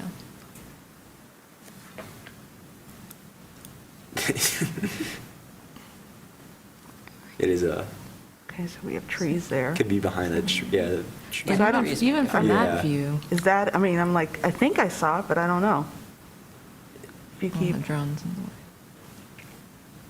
Right, there's Get something definitely up behind high. it. Yeah. yeah, I mean, like, like, You can barely see the Keep color going. of the flag. keep going. Where is Okay, it right at all, here. though? Stop I mean, here. Yeah. Yeah, hit pause. We're going to see something. So, branch or yeah, is is that- that like, If you zoom in, you can see the top of the flag. It's all the farther That's what I along. keep thinking. Right, that spot. Put your cursor on the flag. See one more thing, just one more thing. What if we change the color from black to light so it's less dominant on top? But then, Would that, Turn that into a change wall the- plane. the complexion of the colors? Would that be more palatable? This isn't like the time to design the building, so we're just going off what's proposed here. It's an interesting question. I think that, To compromise, can we reach, what's that? to a compromise, can we reach a solution that would benefit both of us? Would you have some recommendations? I think that my recommendation was to hire a historic preservation professional that has, expertise in this exact thing. I see. They I understand you would now. be of extreme help to It's this clear- project. It's clearer to me now. Okay, very good. Thank you. Thank you. Okay. I mean, from what I'm hearing here, at least a majority of the commissioners are really thinking that this project needs what I think would be significant changes. And so it seems to me that's like the clearest communication to the applicant would be to vote on this. But Ms. Thatcher, are you hearing other things, or can you recommend how to proceed here, or should I just make a decision? I think, I hate for you to vote on a motion that's, It's not- doesn't align with the application. Oh, okay, so So I we think need you to align the fix application. The motion at a minimum Okay, before you vote on it. If somebody wants to propose a motion to postpone, they can do that at any time. But otherwise, you're just working on the motion that we're you've just got working on the floor. motion. Very Yeah, good, yeah. okay. Thanks for that clarification there. I'm not hearing any motions to postpone, so let's fix the motion, and can we just say as proposed, like just scratch off every little detail in there and just say, But but I think right now, this does match what's proposed. Because all of the stuff that we've changed, we've talked about the changes, like keeping the two-story back wall on the alley line. Right, That's not in the current proposal. application. Right. well, that was what is in front of us. So any changes that were made on site, I don't think are valid Right, that's to what this I'm saying. discussion. Okay. If we change the motion, we can't say as proposed. Okay, what can we say? Do you know? Well, I think we could say something like, we could kind of go through the things that we talked about on site, which was, it's not that they're going to demolish all of the back walls, that one back wall is going to be retained, and all the openings are going to be retained. Were any of those changes documented anywhere? That's where I'm. I don't think so. If not, then It's not. how can we put them in the motion? Right. I don't think See, that's what I'm- I don't think those changes are valid at all to the discussion because they're not documented before us. Okay, so then The motion actually. the way this is written now is as proposed. But it's not because they submitted new drawings. Oh, so can we okay. just reference the new Yes, we drawings? ca- yes. As Okay, because I proposed never in the saw the new new drawings. drawings, but Yeah. but if Yeah. they're Those are the ones that are there, in the slideshow that we've been looking at. Very Those are the good. new drawings. Can- But they didn't show the new openings. Or the They existing. didn't show the openings correctly. So that could be a condition of the motion. Or Can the you- brick changes. Do you want to give me 1 minute here? Yeah. And you can keep discussing, and I'll make a couple changes to this motion, and then you can decide if you want to Great. use that? Okay. Yeah. Okay, 1 second. But keep talking, or I'm going to get really self-conscious. Well, I don't know. We've talked a lot. I don't know if anyone needs to hear more of our talking. But any comments? If you go that way.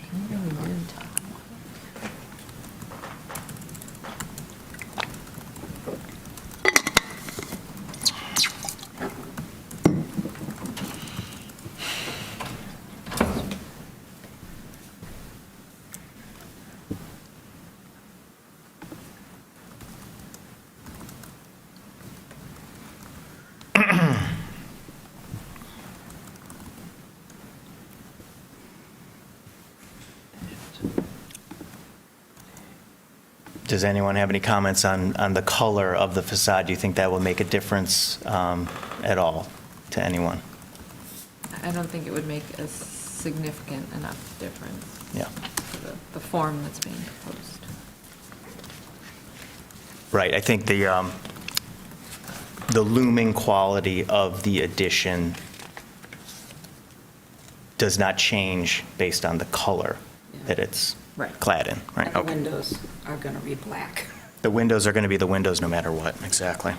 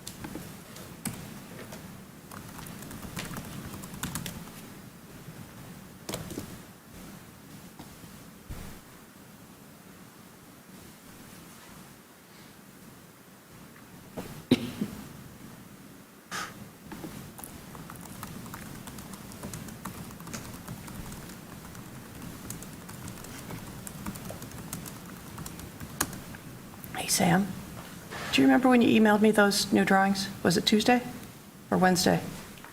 The drawing, latest drawings? Yeah, did you send them to me on Wednesday? Yesterday. Okay, At yesterday. 3:30. Okay, so that's 3:30. 10, 11. Yes. Thank you. Yeah. I can forward it again right now. That's okay, I just needed the date.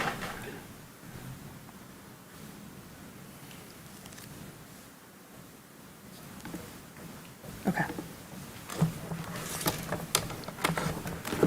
A new motion's been crafted? Let's try this. Okay. Oh, wow. See if you like it. Oh, I'm only proposing it. Let me read quickly here. Why don't you read it out loud? Just go for it? We'll Okay. we'll all critique it at once. All right. Okay.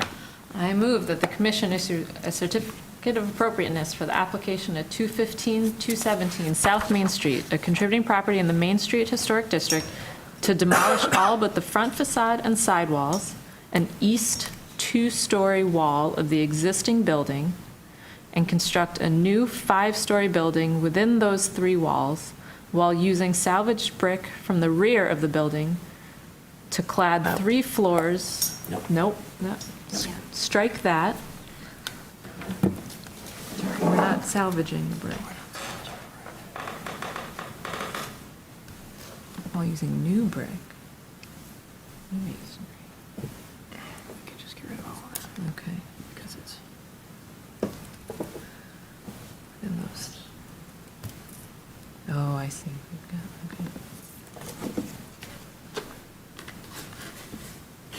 And then the remaining.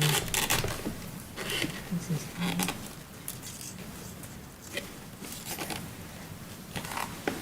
Okay. Strike that and construct a new 5-story building within those walls on the following conditions: that the 2-story east elevation on the alley is retained in its current form, that the new rear additions are differentiated by materials, and that final drawings are approved by staff for consistency with these conditions, and the list of additional required information presented by staff in the October 12th presentation. Further, the reference drawings were received by staff on October 11th, 2023. As conditioned, the work is compatible in exterior design, arrangement, texture, material, and relationship to the rest of the building and the surrounding area, and meets the Ann Arbor Historic District design guidelines, especially for additions to commercial buildings, new construction, and the Secretary of the Interior standards for rehabilitation and guidelines for rehabilitating historic buildings, in particular standards 1, 2, 5, 6, 9, and 10, and the guidelines for alterations and additions for a new use, additions, district or neighborhood setting, building site, masonry, and setting. Is there a second? Second. Okay, that is moved by Commissioner Quijano, seconded by Commissioner Ross. We've heard a lot of discussion. I'll just read some of 9 again. I think it's, at the very highest level, there's a lot of detail in the standards, but just this part of Standard 9 that says, the new work shall be differentiated from the old and shall be compatible with the massing, size, scale, and architectural features to protect the historic integrity of the property and its environment. And I think the key on the alley side is to differentiate it from the old, and then the key on the Main Street side is somehow protecting the historic integrity of the property and its environment. And I think that what we're seeing with the 5th story being visible from Main Street is not protecting the integrity of the property and its environment. Are there any other discussion points, or have we kind of heard it all and we can vote on this motion? Okay.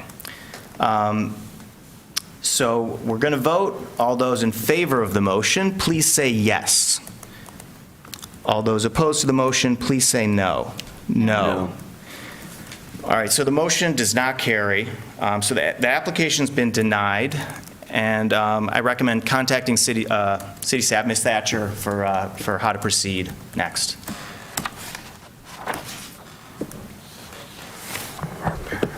thank you, gentlemen, for coming out.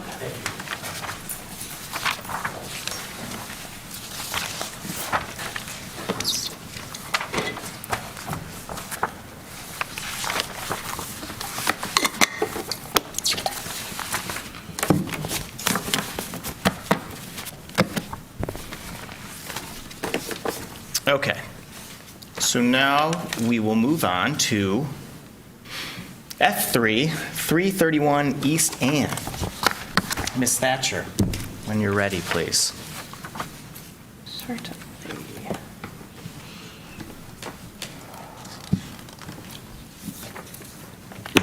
All right, 331 East Ann is not in the Old West Side Historic District. No. What is it? 1 second. Where is that? What's that Art Deco building? Old Fourth Ward. Old Fourth Ward. It's across the street. Yeah. It's right behind Across the us. street, yeah. Okay. I saw it when I parked. This 2-story gable front house features wide board trim, corner returns, and a full-width front porch. The street-facing excuse me. I'm so sorry. I'm certified not contagious anymore by my doctor. Street-facing gambrel dormer, which you see here in this photo, appears to have been added at some point. According to Sanborn maps in 1908, a large house stood where the two houses at 327 and 331 are now.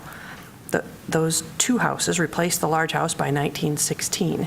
It is possible, I think it's likely, that they were moved to this site from elsewhere. The site is located on the north side of East Ann Street, right across the street here, and the applicant is seeking HDC approval to add a second-floor addition on top of an existing single-story rear wing and a single-story addition behind the rear wing. The work includes replacing a non-historic side door, changing a window door on the rear porch, new aluminum storm windows, and installing several basement egress windows and skylights. 4 gravel parking spaces are proposed. All right, moving through the photos. Maybe we're moving through the photos.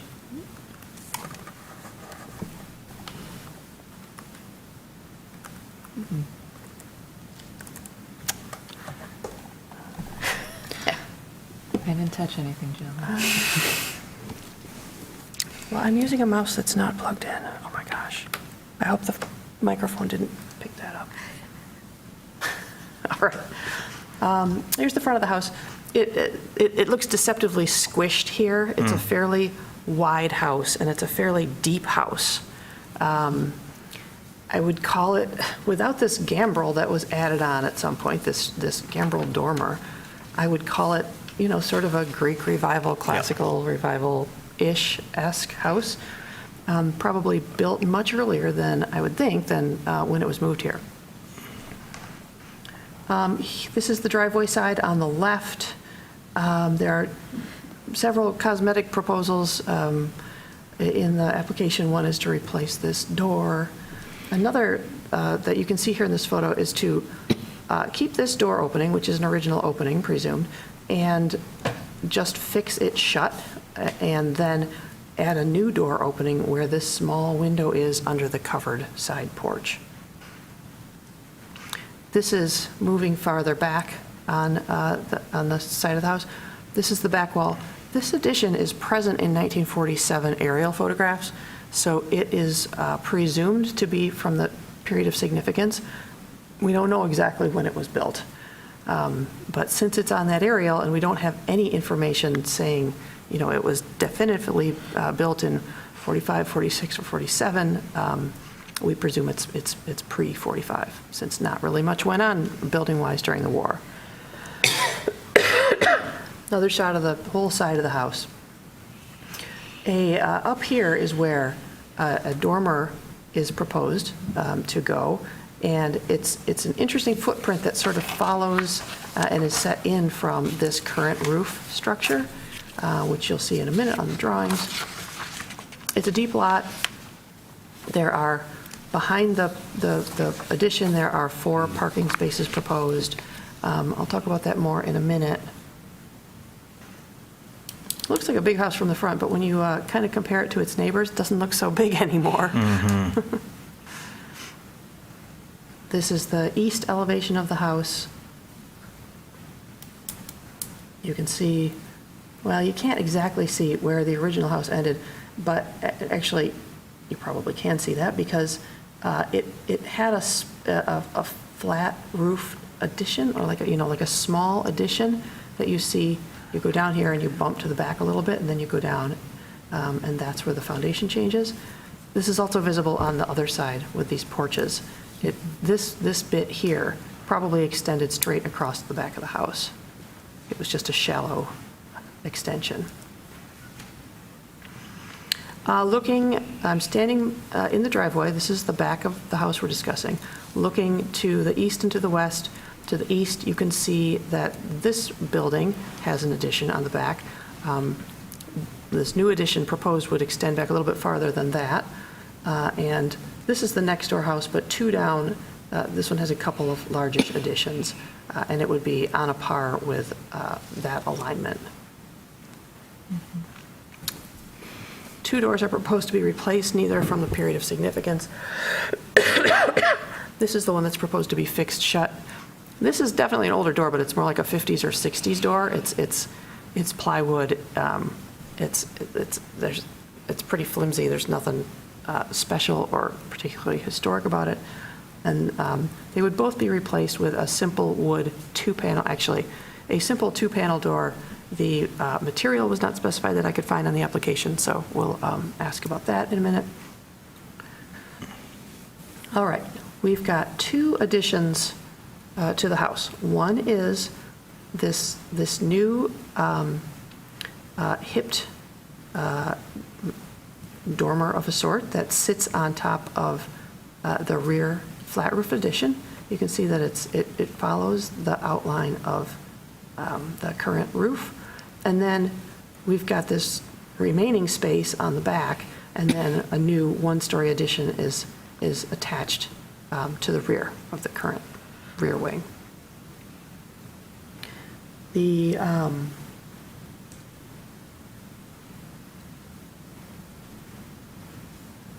let's see, there is an inset of, I believe, 6 inches on either side. I thought it was on this drawing, but it must be on a different one. We've got a couple of new condensers here. We've got some new landscaping. There's a new egress window well on the back of the addition, and then 4 parking spaces are shown. At the review committee visit, there was earlier a rain garden proposed here. I'm concerned that this entire lot is taken up, except for this little piece of grass in the front, with nary a place to put out a folding chair and a fire pit, and was suggesting that they lose a parking space or make the rain garden area more usable. I'm not sure I'm crazy about just taking the rain garden out, because it's not really a wide enough space to use, and who's going to want to sit in front of their cars and have that fire pit? And So neighbors' cars behind you. yeah, Your car in front. exactly. So that's something that I would like for you all to discuss. Okay, a couple of drawings of what this would look like from the street. You can see here, this is a little bit of second floor addition going on the back, and then this is the one-story addition behind. Back here, you really only see a little bit of the one-story addition on the back. And I don't believe you see any of the second floor addition. It is inset on that back corner. It looks, I think, in these drawings like a lot of additions. It is at 50%, which meets our standards and guidelines. Since that whole one-story wing on the back is from the period of significance, it makes the whole footprint of the house significantly larger, which means any addition, is going to have a larger possible footprint. And by piling some of it, behind the house on the second floor, they've I think, very efficiently hidden some of that, rather than trying to just put a larger two-story addition on this that maybe wraps around the back or something. I do like that there is some delineation between the old and the new, that it's still very visible. I mentioned that there's a double width egress well on the back here. There's also an egress window well on the side, which is near the porch. This is the basement, so let me get to the porch level. Yeah, here it is here. So there would have to be some sort of a guardrail here, I think, which is fine to keep people from stumbling down the stairs and tumbling into the well. You can see that the addition on the back adds 2 bathrooms and, 2 bedrooms and a bathroom and a stair down to the basement. The basement is being recaptured as part of this project. This is the basement level. We've got our 2 new bedrooms, and this is that new stairwell going down, and then this is the reclaimed part. I'm not even sure there's a basement there now. No, there's not. Existing concrete foundation, walls to be demolished. Yeah, so they're replacing these basement walls on the back wing. Proposed level 2, you see up here, it's pretty modest. It has a couple of bathrooms and makes these bedrooms of habitable size. Roof plan, lots of hips. Couple of skylights. but they're 4 skylights, but they're all on the new roof surfaces. Okay, the top is the proposed, the bottom is the existing. These windows look like they are all casements that are proposed on the additions. Couple awnings. Or Yeah. see some awnings yeah, there too. Little awning there, yeah. Little ones up here on top too. With casements of this size, I'm always a fan of false mountains across the middle, just to make them look a little more double hung. But this is pretty far back on the house, and these aren't going to be visible from the street, so it's not something that I think is super critical. The back of the house on the second floor has 3 windows that would be removed and lost to this addition. I believe that they are all from the period of significance. A couple of cross sections so that you can understand better what's going on. There is a helpful window schedule. The demo windows, there are 5 of them, 3 on that second floor, 1 by the back door, and I'm not sure where the other one is. All of the new proposed windows are, it says somewhere, and I think I put it in the staff report, though I don't think it's in the window table, what material they are. I think they're clad wood. Wood FBC. Fiberglass. New doors, very simple, but the materials aren't specified, so I'm curious to know what that would be. We've got asphalt shingles, we've got metal handrails, cementitious 6-inch lap siding, and there was a last-minute addition. Sorry, this just happened yesterday, and as part of this drawing, a composite fence is now proposed. My first inclination when something like that pops up is just say, no, you got to get a staff approval later. But they're proposing a composite fence, and I can't approve a composite fence. I can only approve a wood, or sometimes chain link or metal. But composite fences are new, so it is shown here. It's a metal frame with composite boards. We don't know the color, we don't know the height, so I still think it should get a staff approval, but I would like to hear your thoughts on whether such a composite fence would be appropriate.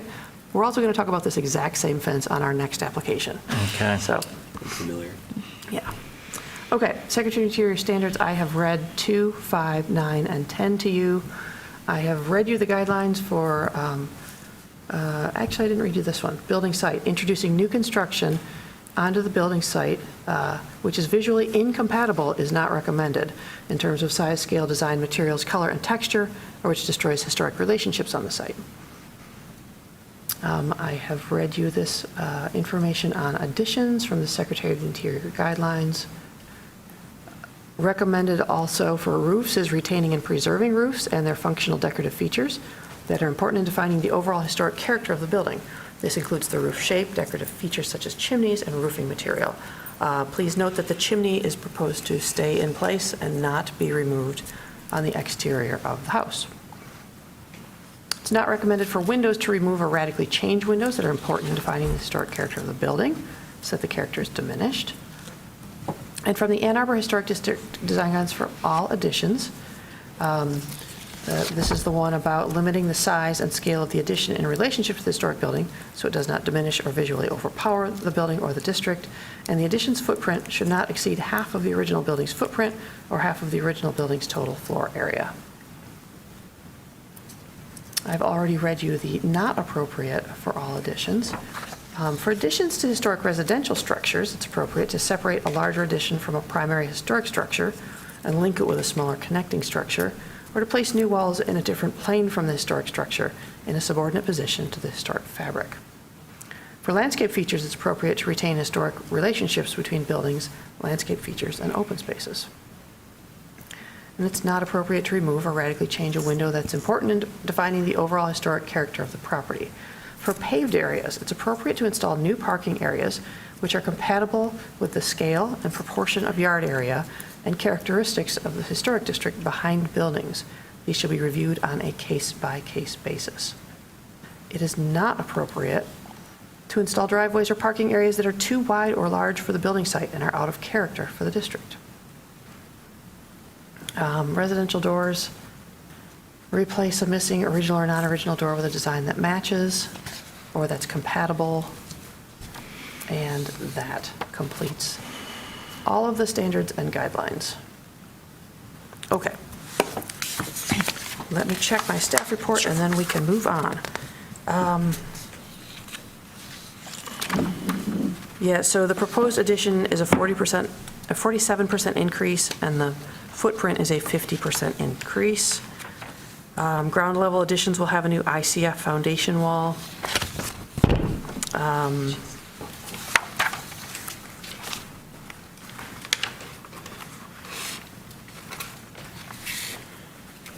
All right, that's it for staff's report. Thank you. Thank you.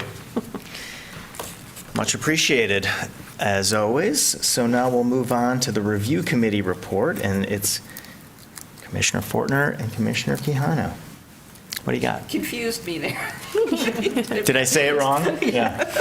Just keeping us awake here. I would reiterate what Jill said, that all this work will be minimally visible only from the driveway side of the building, and that all of the, there are insets at all of the places where the addition is being put in so that the original delineation of the building is maintained. All those things that will give you what the size and massing of the original building was. Very good. I'm just looking at my notes here.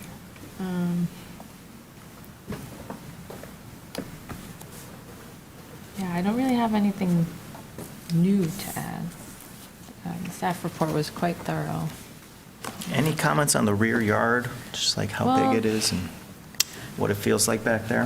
Right now, it's, it's kind of a mix of, well, in these photos, kind of a mix of some gravel. It's not, I don't know, Yeah, it's parking, no, but that's it's a kind of like shared free. driveway. It's been parked on for Yeah. decades. That's all it's been used for. Yeah. And adjacent As it to would it be. is, Yeah, it's okay. pretty much all parking back there, the neighbors. It's a parking lot, Yeah. okay. Yep. I had a question too. Okay, is it for the review committee, or is it like a general question, or is it for staff? I'm just curious. Question for staff. Great, let's hear it.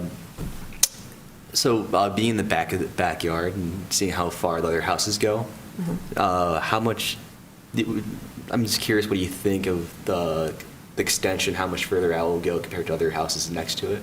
It's pretty compatible. Let me find those two photos. So these are the houses on either side. It would extend a little bit farther back than the brick apartment building next door. It would be approximately flush with the house 2 doors down. That, because these are very deep original city lots, I didn't have great concerns about the depth of the proposed addition. Got it. Very good.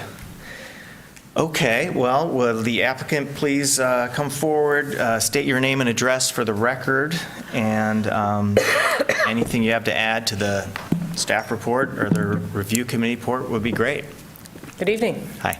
everyone. It's good to see you again. My name is Anna Epperson. I am with OX Studio. Address is 2373 O'Falley Drive, 4OX.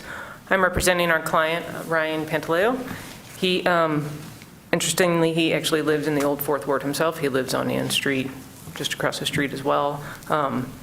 He's on the old Fourth Ward Historic District board, and we recently completed construction on a HTC-approved project on 511 East Ann, just up the street. So that's all to say that there's an emphasis and interest on his part and our part assisting him to preserve the character of the neighborhood, to reinvest and improve the conditions of these historic structures, and to really kind of revitalize these houses that we've worked on, but also continue to do so.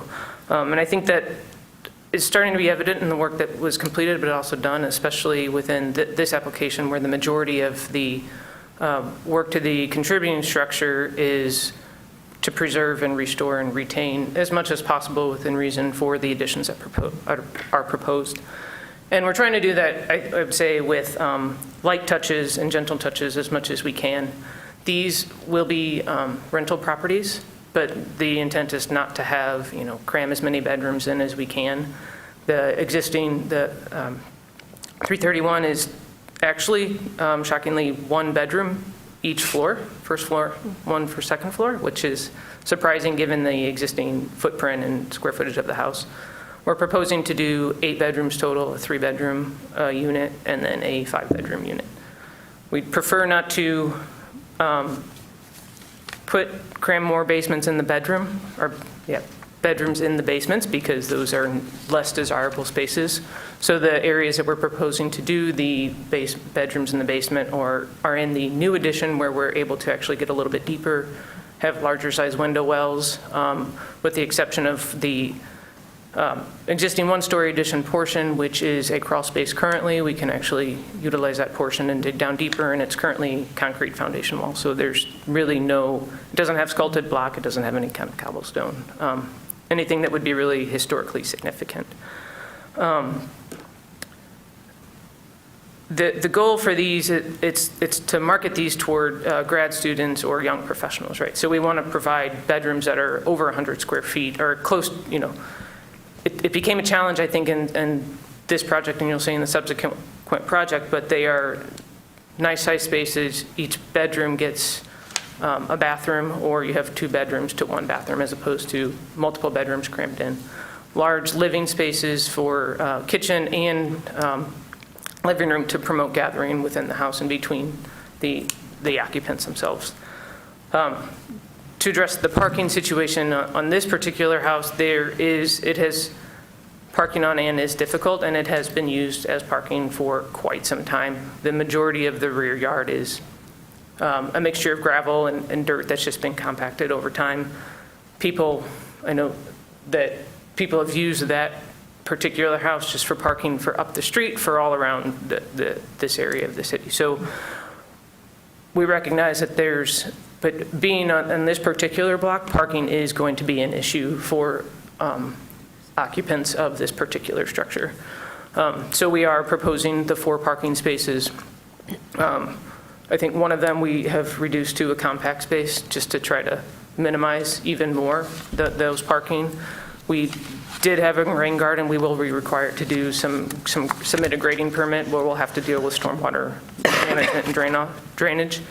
We actually have really no change to impervious surface in terms of what's calculated as gravel versus roof space versus the parking area. But we would like to include more plantings and kind of soften that area. So I know one of the issues that was brought up, I think, at the review committee was that the parking seems to overhang a little bit from the concrete paving.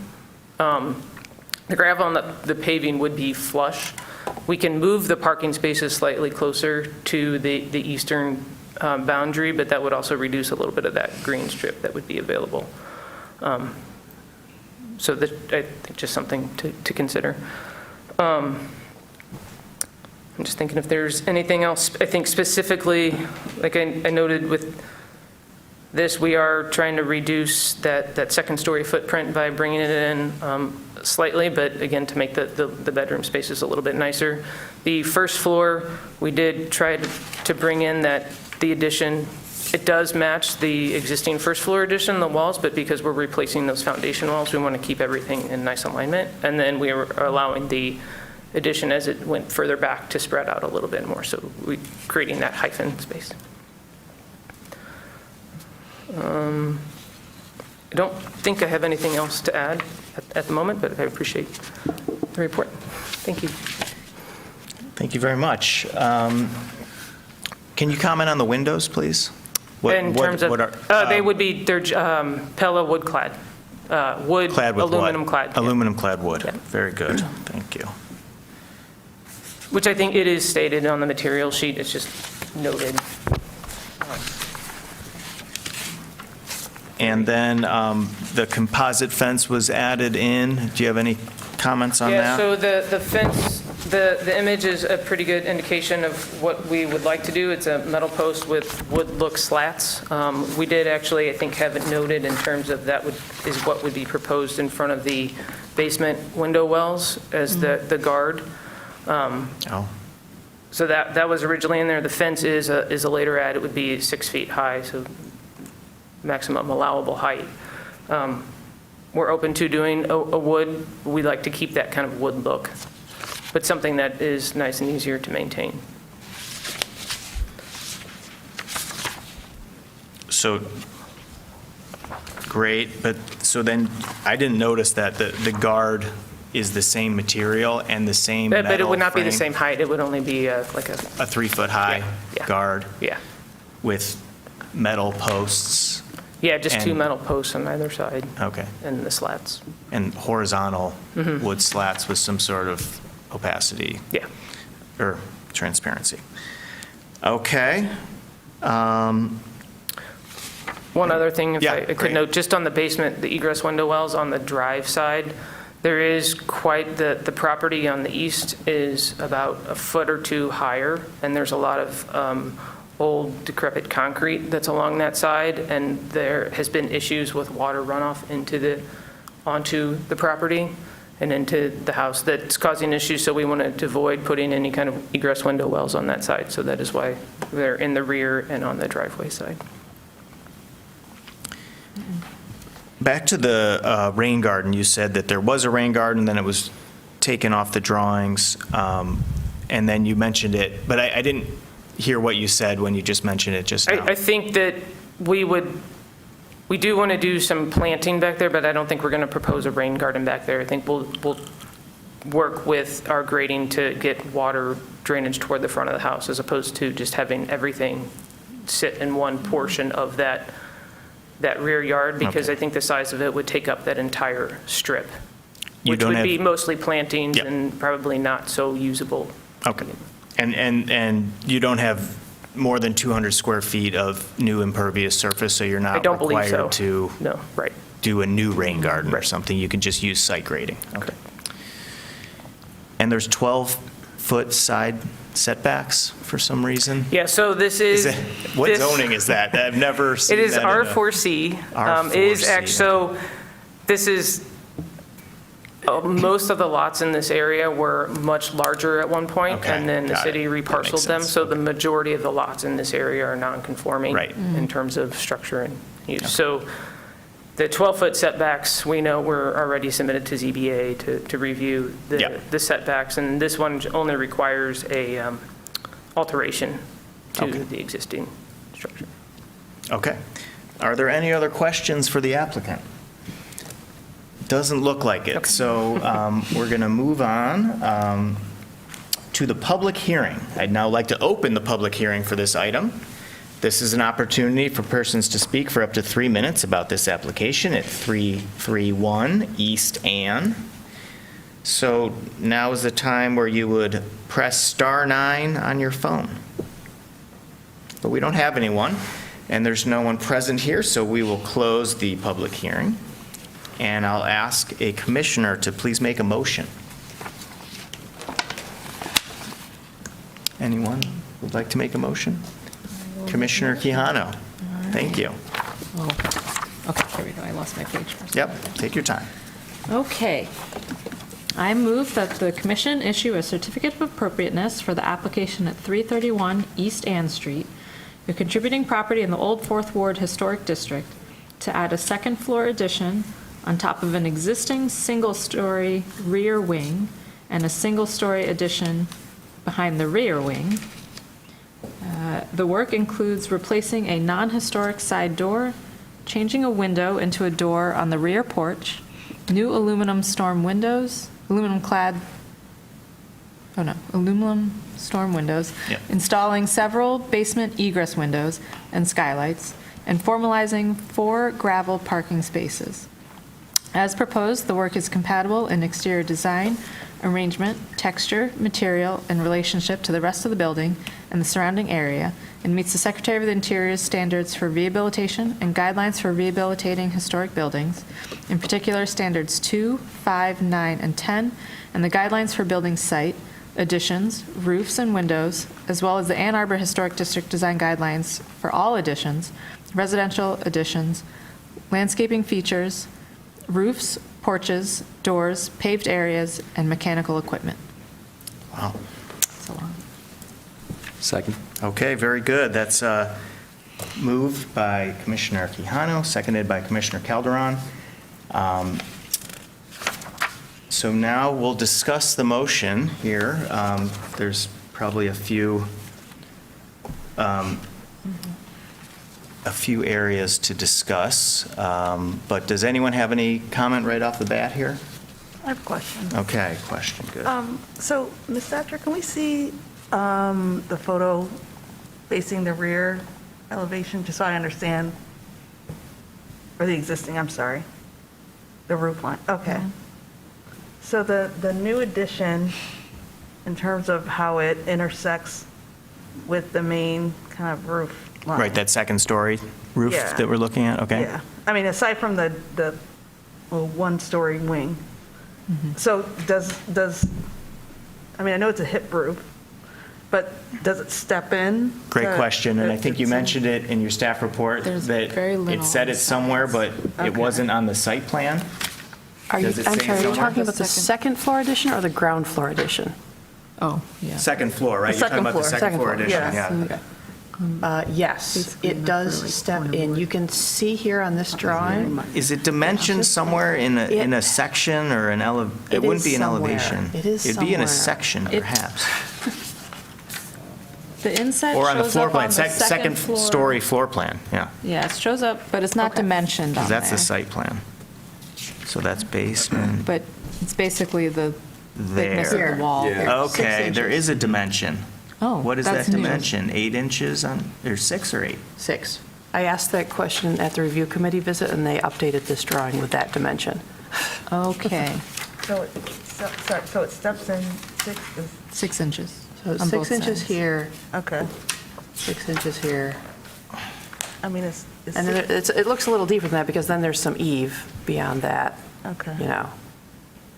So I guess the question is 6 inches enough to really kind of Yeah. be subservient to that main side gable line? I mean, obviously, it helps that it's side gable versus a hip, so, And also, there's the existing first floor roof that we're looking at. We're looking at the top of it right there, right? So that will visually have a horizontal line. Well, is that helping? Well, Yeah, I think that is helping, yeah. because you would read, it's helping with the main line, or? yeah, there's a good photo, or good drawing of it. Oh, okay. And there's perspective drawings as well, right? I think Yeah, that might help to look at a there's- perspective. Or there might not be in the staff report. Yeah, they might be in the packet. Yeah. There was, I don't know if it's the right angle, though. But you really won't see much of that existing. Yeah, there is Gable wall. on A003, a perspective, 003. Commissioner Ross, yes, and you can, and there's one, it's from each side, so you can see the bump in. And it's Front of the pipe. about as small as you can get away with, maybe. Oh, I got those, didn't I? Yeah, here. There we go. That page. Oh, well, now it's there. Thanks. Yeah. Yeah, I mean, I guess to me, it just seems negligible. Like and maybe it's just, I don't know, the nature of this rendering, maybe in real life. I don't know. I guess that's, It's minor, you know. but it's also, I mean, I I mean, understand it's- why it's happening. Yeah. It's going to be the corner trim, and then nothing of a, yeah, right. It'll be just it'll be a shadow line, though, so it'll be Yeah. a shadow, but yeah, I think without without the existing first story there, it would be really tough to read. But since there's that little porch there with the overhang, it'll read, Yeah, it's just pushing the line, you know. yeah. But, Yeah, you lose that rear wall elevation. with the new Right, like addition, almost but- the entire Which, rear.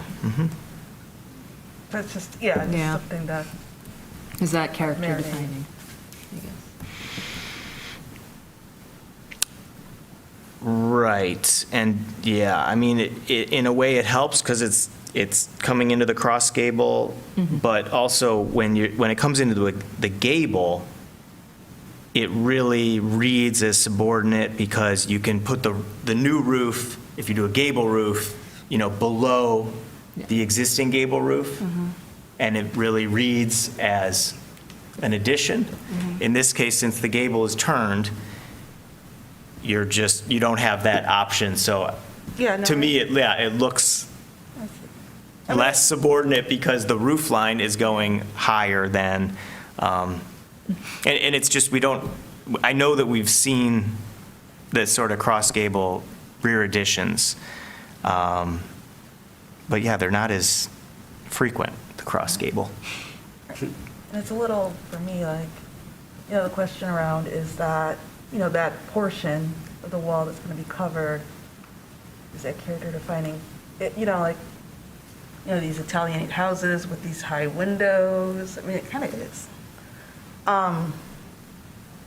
But, just, I don't know, it's just something, like I said, to marinate on a little bit. What was the comment regarding the addition looks Italianate? Oh, no, just that, no, the original portion. The original, The original portion of the house, two-story. yeah, can we get a photo of that? Sure. Yeah, okay. Well, I don't know, now that I'm looking at it. Because typically, like you'll see these Italianate houses where you have these windows that are like super high up, like right up. This is a little funky. It's got some kind of. Yeah, weirdness going on there. one on the That one right really there, jumps out. that crashes right through the freeze board. Yeah. Yeah, that kind of Could you zoom in on that in a second? messes with the historic nature there, doesn't it? Yeah. It looks, The bathroom, not surprisingly. They right, yeah. built a bathroom and put a window in it. But it's a little weird.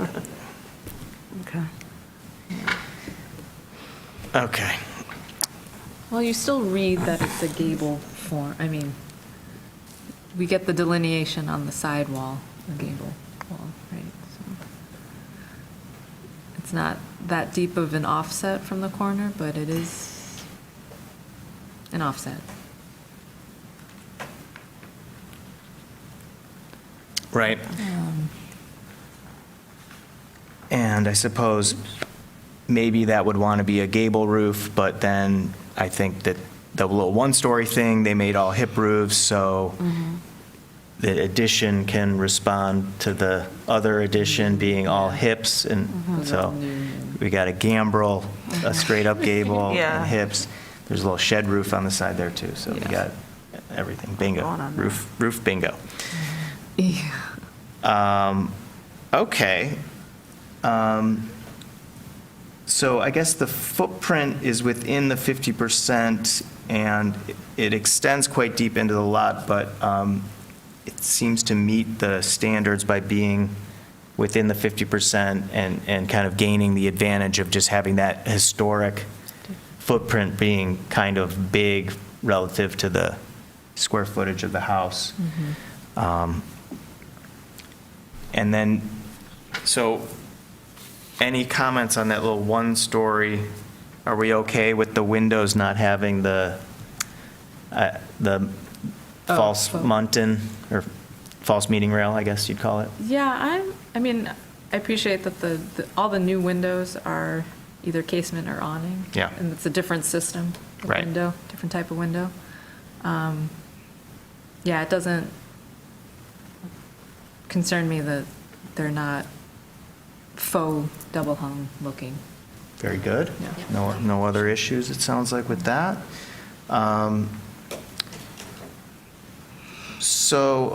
In this picture, I'm seeing the guard. Do we have the sidewalk view? I'm just wondering if that guard is visible from the street. I guess in elevation it wouldn't be, but I think it's kind of set tucked in- behind yeah, the, It's tucked in. okay. I think it's unusual that it's just on the one side, right? Oh, not But on the I driveway guess, side. well, I guess you got to get out of there somehow, so you can't have it on all three, right? Yeah. Yeah. But yeah, you'll be walking past it, but that's how it's proposed. So I guess let's get into that. There's composite material proposed for that guardrail there, or for the infill of the guard, and then there's the same for the fence. So, What do the guidelines, sorry, I don't remember, what do the guidelines say for, like, composite material? They Deck say they will be or deck. reviewed on a case-by-case basis. Wonderful. I did send you guys some new information this week. Right. That's a little more open to composite materials. I than- started reading it, but I did not finish. 20 Yeah. I mean, it mostly talked about for things that are out of sight and in the back, and Yeah. it was sort of the way we've been applying it anyway. Yeah. Like, maybe a fiberglass porch column is fine, as long as it matches exactly what the wooden one used to look like, that sort of thing. So they're catching up to us now. Yes, they are. Good. But this is we're talking about for the fencing or? Well, it's for both, but we can talk about it Yeah. separately. But the guard has the same infill as the fence infill, and it's composite wood-looking, Yep. like a 1x6, it seems like. So it's not talking about like replacing a historic feature, this is. or Not in this significant proposal, feature. yeah. So Right. I think it's a, Yeah, it's a new element on the site. Our design guidelines do say that it's not appropriate to use vinyl-covered fence panels. Okay. Composite is a little different. Yeah. Let me get you back to that. It will most likely approximate wood from the sidewalk. I mean, from the sidewalk, it'll probably look more or less like wood. I think And I in don't 10 know. years, it'll look way better than whatever wood we would ask them to build, probably. Do you guys have any concerns about the metal frame that it's set into? That's a little different. Right, so that's more of a modern approach. And I guess I would have a concern, in the front setback, or if it's replacing something historic. Yeah, I think the location of this, I don't have it in my printed copy, Jill, but remembering the site plan in the presentation, it Yeah. is It's so just- far from the public right-of-way. Yeah. It's It's not- basically in front of the parking. Yeah, so sorry, I agree. If it was something that was proposed as a replacement of an existing historic fence or something towards the front of the property, much more primary view, I would have concerns. But where this is located, and this is where, this portion, this is where the new addition's going to be, so it's not, this is like the modern, it's the new zone. the new zone, with like the parking and so, yeah. I don't have a big issue with this, especially since it's so far back and, yeah. Okay, same feeling down there, more or less, with the fence? Yeah, in Okay. this instance, it's Yep, so, very good. Could I make one quick comment? Absolutely. So in front of the fence, the plans that you have show a rain garden right here. And at the review committee visit, I suggested maybe you could take that out and potentially lose a parking space and, get something a little more useful back there. Yeah. Since they didn't lose the parking space, I don't care about the rain garden. Right. I don't want it just to be an area that's going to collect trash. Mm-hmm. If you wanted to put great landscaping in there, terrific. If you want to put a rain garden in there, that's just landscaping to me also. I don't want to kill a rain garden for no reason.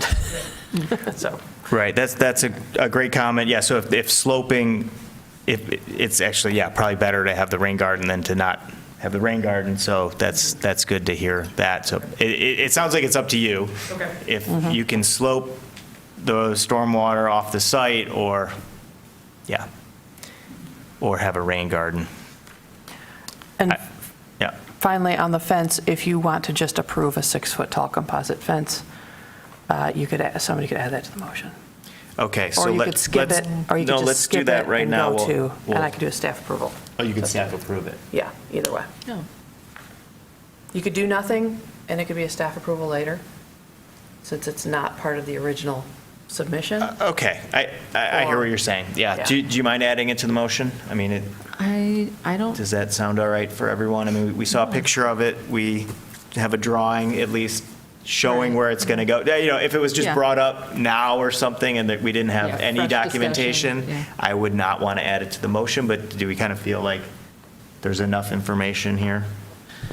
Yeah. Yeah, okay. okay.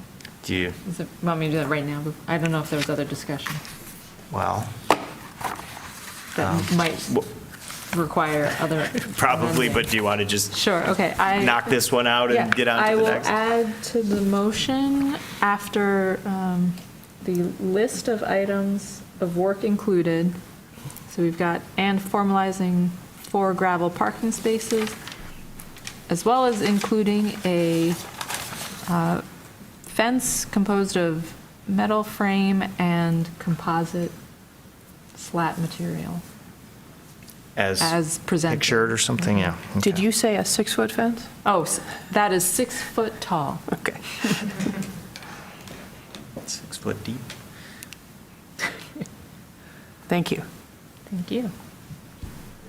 Okay, I had a question for Ms. Thatcher, but I'm just going to wait 1 second because I see that she's writing, so. Any other comments in the meantime? Okay. I haven't heard anything yet that's really a major holdup. Maybe I've heard kind of the second story differentiation is really pushing the boundaries. We've heard that. Ms. Thatcher, I believe that you said something about how there's, one of the parking spaces is too close to a livable area or something Oh, like yeah, that? I did say What that, was that didn't I? about? Yeah, good point. Let's see. No parking space shall be located closer than 10 feet to any building used for a dwelling unit on the first floor. So that would, Is that coming out of the zoning? that's coming out of, yeah, that's coming out of The the zoning Unified code. Development Right, Code. yeah, okay. Yeah, yeah, thank you for bringing that up. So that's something that, Anna, you'll want to look at? That'll come through when they go through the zoning. Yeah. Yeah, Yeah, we- okay. yeah, So we don't yeah. have. You don't have to yeah, worry about right. it, but they could be losing a space. Yeah, Which or, yeah. is the right direction anyway, in my opinion. Okay. I think that what we're looking at is that area was always used for parking, and it's still being proposed to be used for parking. I mean, I guess I wish it wasn't being used for parking, but from a historic district standpoint, it seems like the use is not changing in that area. I don't know if it's a historic use necessarily, but it's a very documented, long-running use. So I think in terms of what's proposed, it probably makes sense. Yeah, also it'll be what appears to be much more formalized than what's right now, so that, kind of upkeep and more presentable. But also it's gravel parking area still, so it could be changed. It's not something that's impacting the historic features. Very good. Okay, well, I think, are there other comments, or are we ready to vote here? I'm not seeing other comments. So we are going to vote. All those in favor of the motion, please say yes. Yes. Yes. Yes. All those opposed, please say no. The motion carries. Your application has been approved. Don't forget to get your permits and your zoning. Okay. Thank you very much. And at this point, we will move on to our last hearing this evening, which is F4. 526 Detroit Street.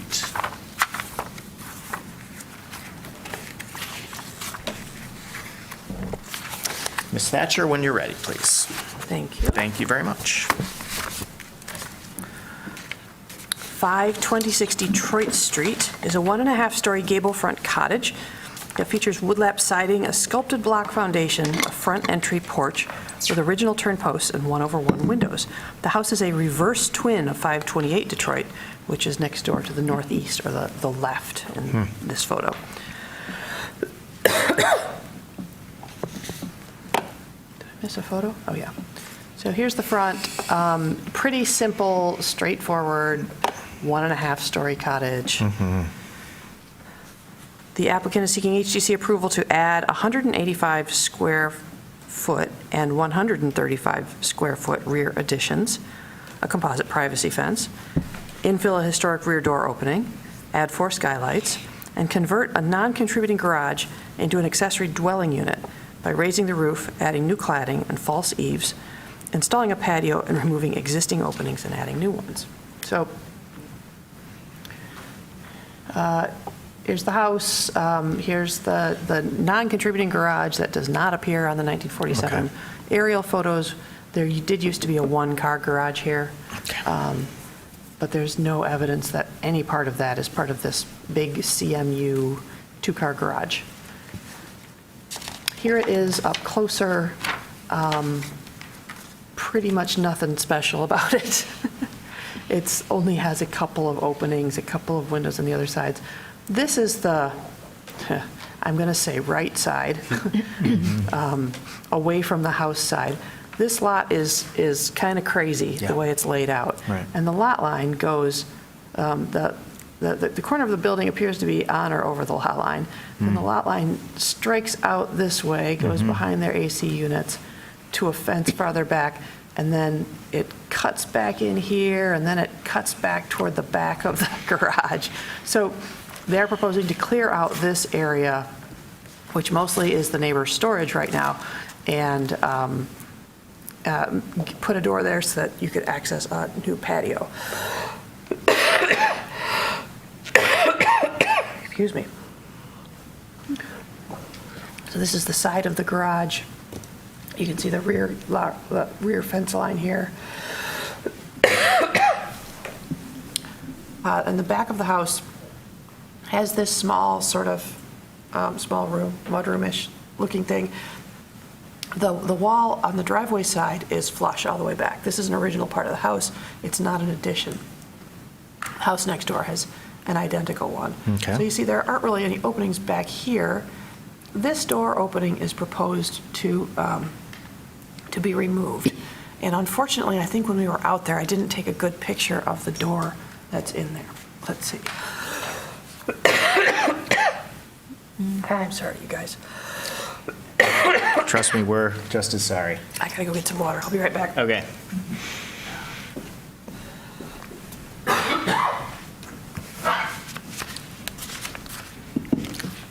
Let's just do the review committee report while staff is going. So that was Commissioner Fortner and Quijano. What can you tell us?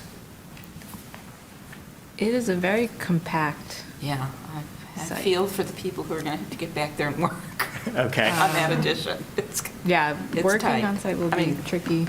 Let's go one at a time. Let's hear Commissioner Fortner. Yeah, well, the space between that corner of the house that she left up there in the garage is 4 feet. Okay. It's really narrow. Okay. But, you know, I think as Joe was starting to say, that back wall that they want to extend out has no openings on it currently. Okay. And certainly that addition will be subordinate to the rest of the house and completely unseen from the street. Okay. The garage is already right there by the house. This will, improve the appearance of that structure, of that non-contributing structure. Okay. Anything to add? Just that the neighbors on either side, again, it's very densely packed street as well, and so views of the new addition at the rear are going to be very limited, if any. Okay, from the street, or from the sidewalk? Yeah. Okay, we Okay, just went on thank to you. the review committee and then. That's great. Back to you. That's great. So this is just a photo showing the different strange roof intersections. This is the peak of the house. This is that little room on the back. There are 2 shed dormers, one on either side of the roof, that are pretty large. Those are not original to the structure. They were added sometime after 1944, so they're not a contributing, there's nothing historic about them. Right, this is looking at, this is on the right is looking down the side lot line. You can see it's pretty tight, pretty close to that house. Again, here's the other non-original dormer. One skinny window on that little bump out in the back that the addition is proposed to go right in this this notch here. It would stick out a little bit, it would stick out farther than the bump out does, but it would fit, it's just rectangular and would fit in there with a small corner indent. Inset, I should say. Oh, this looks like another view from behind the garage, where the neighbors have conveniently gravelled in a parking space on not their property. Oh, my. But this is all an area that would become patio as part of the ADU. Oh, this looks wild. I think something, when it squished everything, since it's diagonal, everything turned into like parallelograms instead of rectangles. Wow. All right, so the existing is on the right. It's a little hard to read since we seem to have our zoning lines over the top, but the footprint is this red line. And here's the existing patio, here's the existing garage. And what's proposed is to add a little extension almost of the non-original dormers farther back, but not their whole depth, just part of it, to bump out the back wall of the second floor, and then to build a single-story addition underneath that, in that notch that I pointed out. Wow. Yeah. Okay, so here's the existing foundation. Here's the new basement. Here's where the addition would stick out here. And we do have a little small inset here. I hope it's dimensioned later on.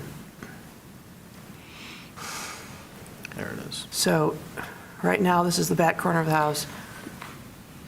That back corner is here, and we've got the addition sticking out. It sits in the notch. Might as well talk about the ADU at the same time. They've infilled the garage door, put in a person door, put in a slider on the side, and I don't think there are any windows left on this side in order to give the backyard a little bit of privacy back here.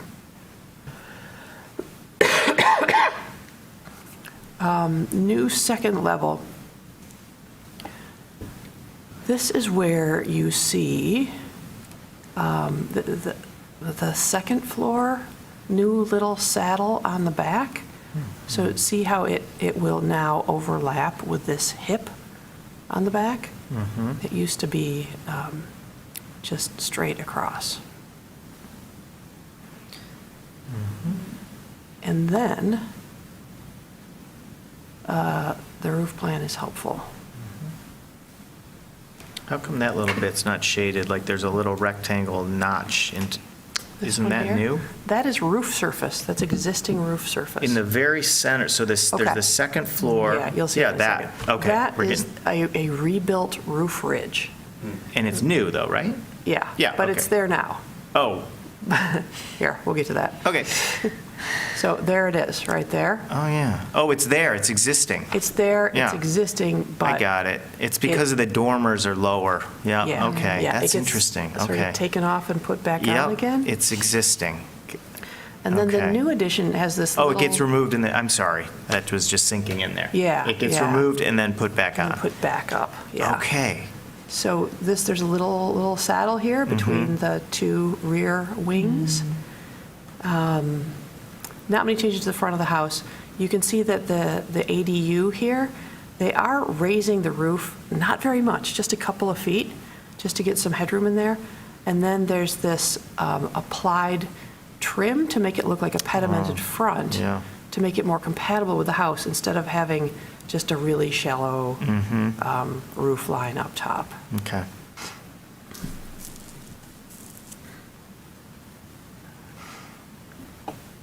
All right, here's the side. Here you can see better how that roof extension works behind the dormer. Yeah.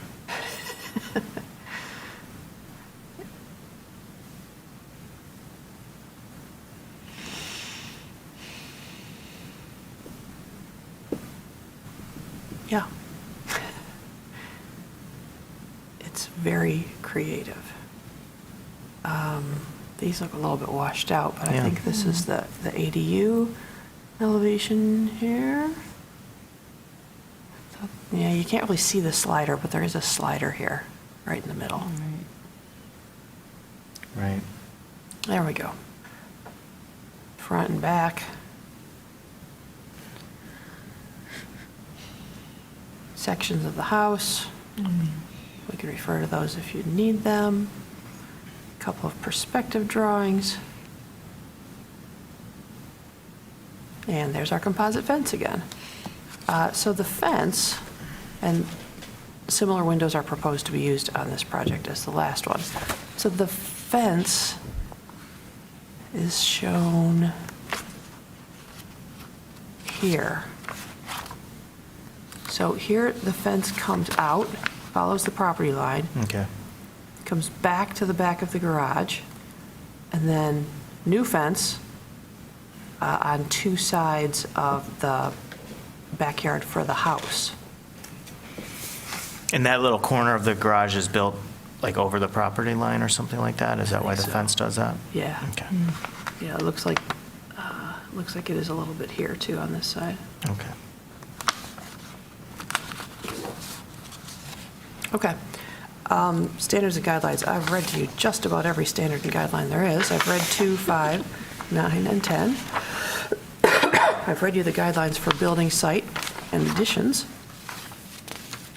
and roofs and windows.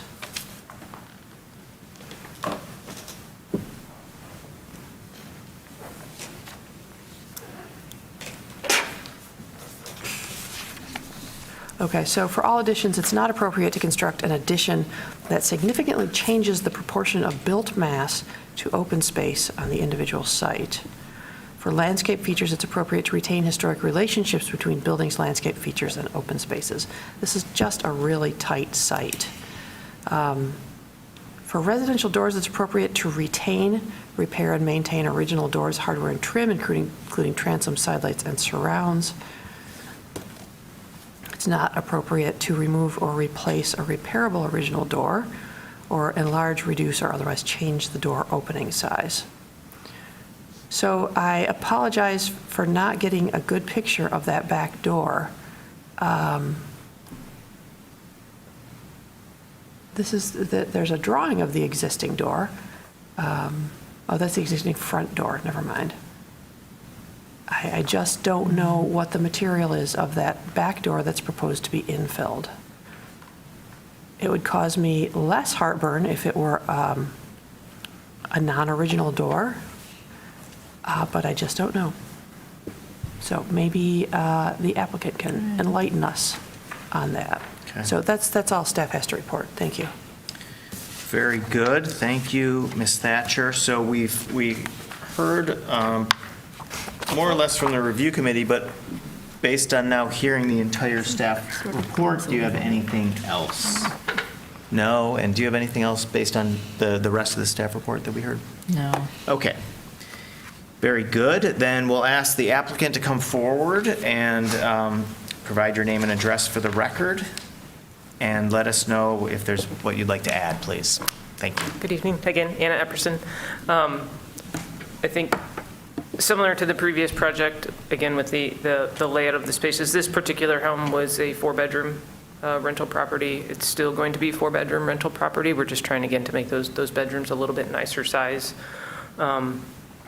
The upstairs, the stairs and the bathroom on the second level are completely non-code compliant. To get a new stairwell in and a nice code compliant bathroom upstairs, that's really the impetus for the addition on the second level. And we utilized a little bit of that extra space to kind of balance out that rear elevation by making the closets much more usable as well, because currently because of the dormers, there are slope ceilings in those bedrooms, and we do have, I believe it's 5'10" at the corner of the eave, but it's still, the majority of the bedroom is slanted and the closets are really tiny. So the dormer on, let's just call it the left side of the page, what we could call the north side of the house, the addition of that dormer is flush with the existing dormer because of the head clearance that is required on the stair. And that gives us a little bit of a cavity space to deal with plumbing on the interior, but on the rear, on the driveway side of the house, the addition on level 2 is inset from the dormer quite a bit.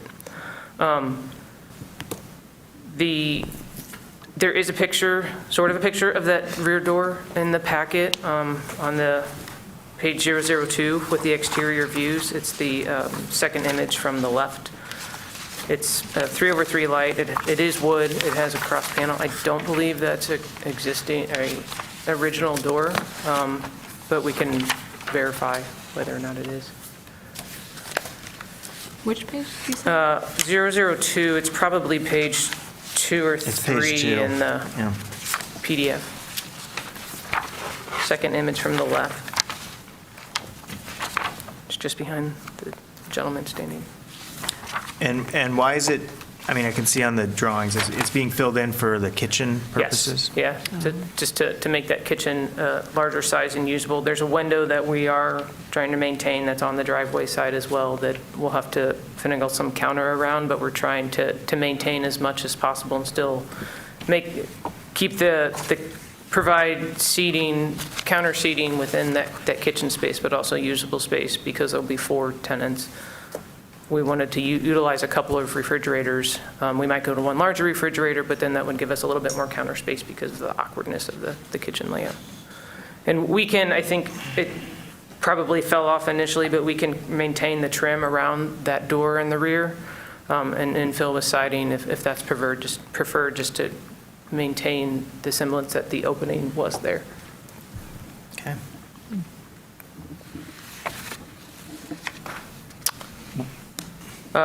One thing I should mention in terms of the ADU, because the structure is non-contributing, we do see it as an opportunity for an accessory dwelling unit. We wanted to give a little bit of an extra space within that for a loft space. So we did raise the roof a little bit to have some standing room up in the loft and be able to traverse stairs up into the loft space. We think it improves the overall look of the garage instead of just having a plain CMU non-contributing structure back there, and we are proposing to clad the entire garage in cementitious siding. And so this is going through zoning? Yes. Also? Yeah, and the majority of the zoning for this is in regards to the ADU. There's a small portion of the addition that is over the rear yard setback. It's about 20 inches, I think. But the ADU is taking up more than the allowable space in the rear It's yard? Is that- actually, no, we are under the percentage, so there's 35% coverage allowable. We are under that, Oh, okay. even with the addition. Oh. It's because of the position of the ADU, because it's On the 9 property inches line. to the property line Okay. on one side All right, and, okay. I don't know, 6 or something on the other. And it's converting, because again, we're on a non-conforming lot, it's converting non-habitable space to habitable space. Okay. So we have to request variances for those. Thanks for that. What is the rear yard being used for now, like the area that the addition is going to be? There is a small patio space back in that corner where the addition is proposed Okay. to be located. There's a picnic table back there currently. I don't know how often it was used. I'm sure it was used. We are, as was noted, we are proposing to We did minimize, we had an initial plan that we actually reconfigured and made the addition a little bit smaller to increase the amount of rear yard space, but because this really is a really odd-shaped lot, we are really compact, and we recognize that, but I think the addition is a really minimal impact, and the ADU is, and the existing garage is taking up quite a bit of that yard space. I think the preference is to not do, we'd like to make sure that the ADU still has its own privacy, so as Ms. Thatcher noted, there's one window, I think, on that side in the rear yard. It's just for the bathroom. There's an awning window. But we'd like to put some plantings along the side of that ADU so that if the rear yard is used as a space, that it doesn't disturb the occupants of the ADU. Very good. Anything else? Any other questions for the applicant? Okay, thank you. We will move on to the public hearing. One moment, please. Okay, I will open the public hearing for this item. This is an opportunity for persons to speak for up to 3 minutes at this application at 526 Detroit Street. So hit *9 on your phone. There is no one present. Very good, okay. So I'll close the public hearing, and I'll ask if any commissioner would like to make a motion. Okay, Commissioner Fortner. I move that the commission issue a certificate of appropriateness for the application at 526 Detroit Street, a contributing property in the Old Fourth Ward Historic District, to add to the house 185 square foot and 135 square foot rear additions, a composite privacy fence and a condenser, infill a historic rear door opening, and add 4 skylights. Also to convert the non-contributing garage into an accessory dwelling unit and install a patio. As proposed, the work is compatible in exterior design, arrangement, texture, material, and relationship to the rest of the building and the surrounding area, and meets the Secretary of the Interior standards for rehabilitation and guidelines for rehabilitating historic buildings.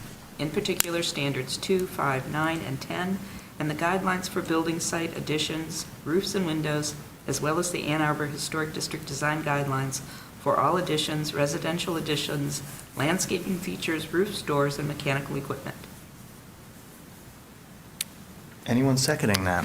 Support. Okay, that was moved by Commissioner Fortner, seconded by Commissioner Kihanu. And now we'll have some discussion on the motion. Does anyone want to start? I'll start. Okay, thank you. So I guess I'm been having, I mean, I definitely appreciate, the site is really tight, and the creative kind of reusing of the garage to provide that additional space. But I guess like the only real issue I have is kind of similar to the issue I had with the last case. And it's kind of like losing that main roof line at the rear elevation by this extension of these 2 non-historic age dormers. So, yeah, I mean, that's my only kind of issue, I guess, with this project. And only at the second story, not the ground floor addition. Yeah, not the. little Kind wing, of but- filling in the Yeah, just that. pocket, The main kind of, roof line. 2-story roof line, or the second-story aspect of it.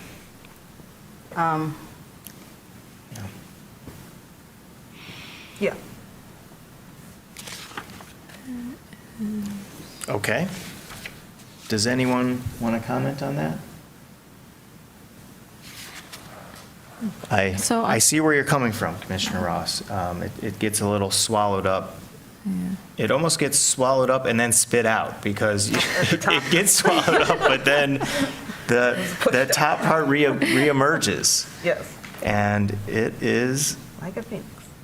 not ideal. Yeah, it's once again just pushing that envelope, Boundary. in my opinion. So what are we losing?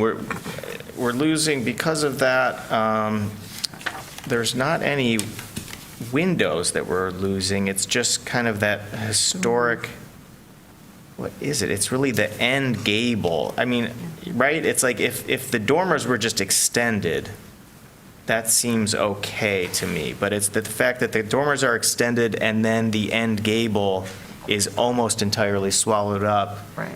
that really you lose whatever was going on in the back of the house. Right.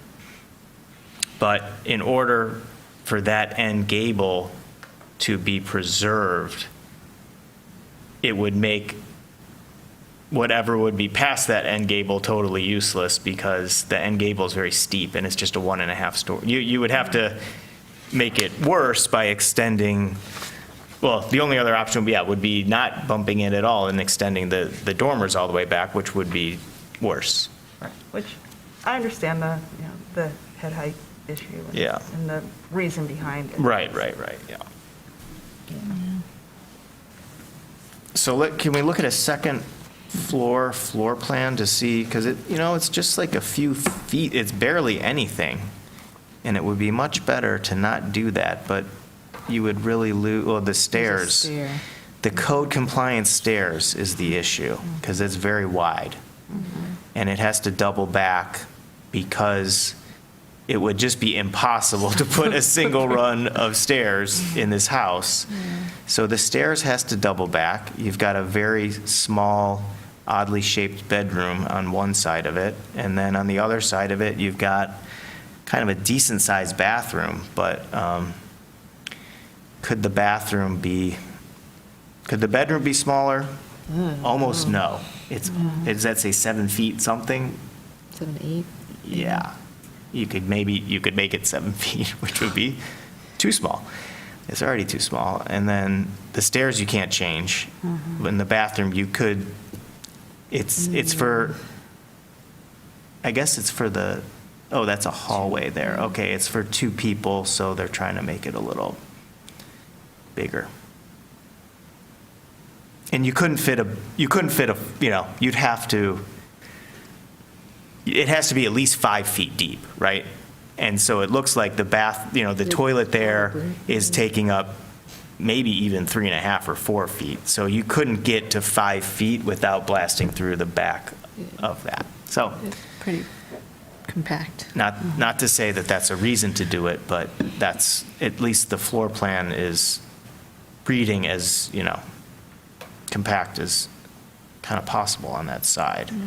You could do 1 bedroom up there instead of 2 and fit it all without having to do the gable.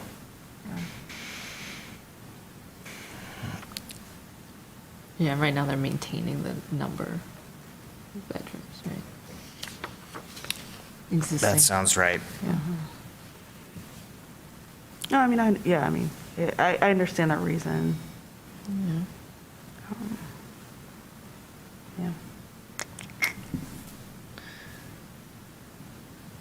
Yeah. So, any issues with losing the door on the first story? Does that seem reasonable, or did you have a comment there? Well, I guess follow-up question to just to confirm, were you proposing to have some sort of, to leave the trim and inset? Sorry. It is not currently shown to have the trim maintained, but we are completely fine doing that. I think that was our intent, and it did not get noted. Oh, okay. I mean, I would rather it be maintained as a. The frame of the as a existing trim. remnant, yeah. Yeah. Okay. I don't know if others agree, or it's Yeah. too much of an ask. I think since the applicant is proposing it, In favor. I think that we should capture Include that in that. the motion. Yeah. Okay. So Thank you.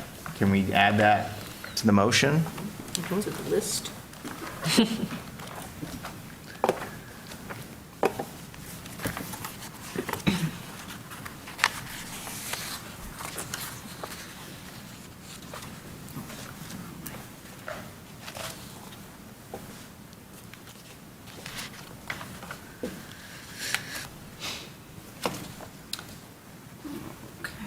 see.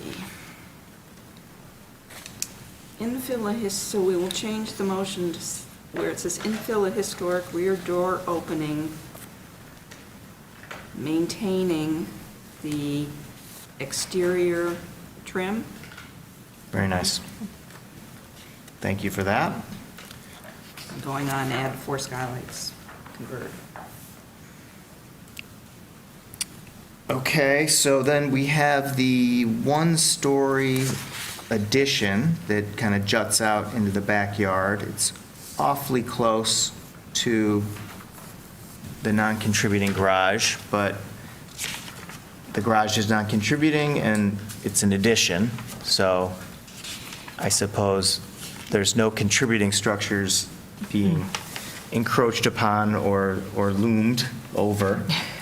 Are there any comments about the one-story addition? Okay.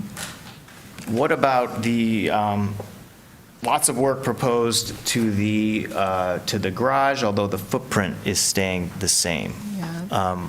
Is it though? It's just, is the clad, it's just being clad? Just being clad. Yeah, okay. Yeah, they said. So at it'll the grow site by 3/4 of an inch or something? visit. Yeah. Okay. Looking at the south elevation on A301, I know it, looking at the heights, it is several feet lower, the overall roof height, compared to the existing main structure. But I'm curious what others feel about it growing with those side dormers and it's kind of becoming more than a secondary volume on the site. Yeah, I When you think, start to look at the axon too. yeah, it looks really big in the Yeah. axon for whatever reason. Yeah. But that's the existing footprint, at Right. least. Yeah. I think it's just that added height. Probably the low slope of the roof, maybe, too, right? That's making yeah, it really- look big. Yeah. Yeah, as opposed to maintaining that gable. Well, I don't know, you were there. How did it feel, like, when you imagined it from the sidewalk? I'm guessing it felt quite far back, and, Well, it is a relatively deep driveway, so Yeah. it's a little hard to picture. There's a tree there right now. right, it's going to be removed. That's going to go. Mhm. But, I don't know. I was just curious what others thought about that. I mean, my comment there is I was surprised to hear that it was less than 35% of the allowable, of the rear yard. It must be somehow that crazy shape of the rear yard On the thing. is all technically rear yard setback area, so if it was, I mean, that means that there's actually quite a bit of rear yard available. So it felt like everything was kind of too big, but if that number is lower, then there is quite a bit of rear yard. It's just a weird shape of, it's just the rear yard is oddly shaped.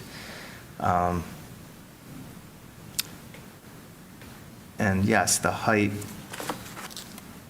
yeah, I guess just looking at this elevation that you're looking at, it seems,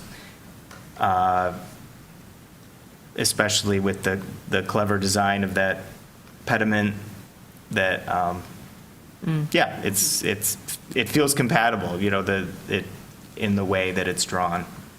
But you don't feel that the volume is starting to compete with the main house? Yeah, I'm trying to just picture it like in perspective, from the sidewalk and it being, like in elevation, it's like It's bam, deep set, but yeah. like with it being back there, I think that it will compete, but it's also very compatible just with how the dormers are the same. And Yeah, that is a it's- clever. It's maybe, if it wasn't compatible, then it would really be sticking out and it would be more of an issue. It's still 3'9" from ridge to ridge, which is not so huge, but it's Sometimes more than subordinate. we usually get, so, Yeah, right. all right. I mean, it's allowed to be, I think 20 feet is the ADU height. Oh, total So, height. yeah. So we're getting less than that, which we appreciate Yes. for this site. Are there any other comments on the ADU? Okay, what about just any miscellaneous that I'm missing? Anything else on this one, or should we go to a vote? Okay.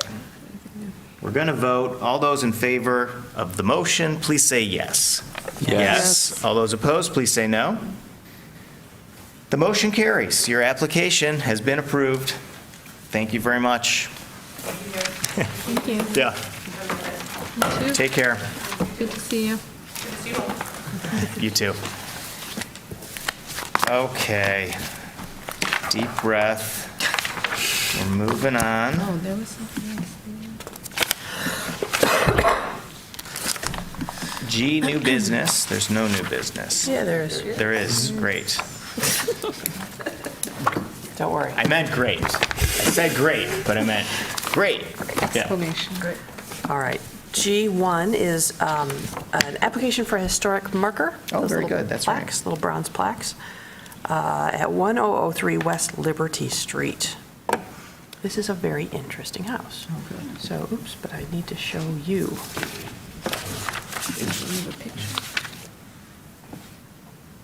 Oh, yes. This was a lot of beautifully handwritten, right? Yeah, got it. Yeah.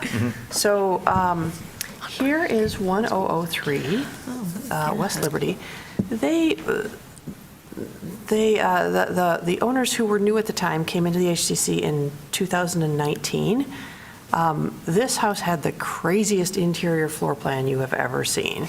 There was like one room on the side that went from front to rear, and then an interior bedroom with no windows, and then it was... Was it yellow?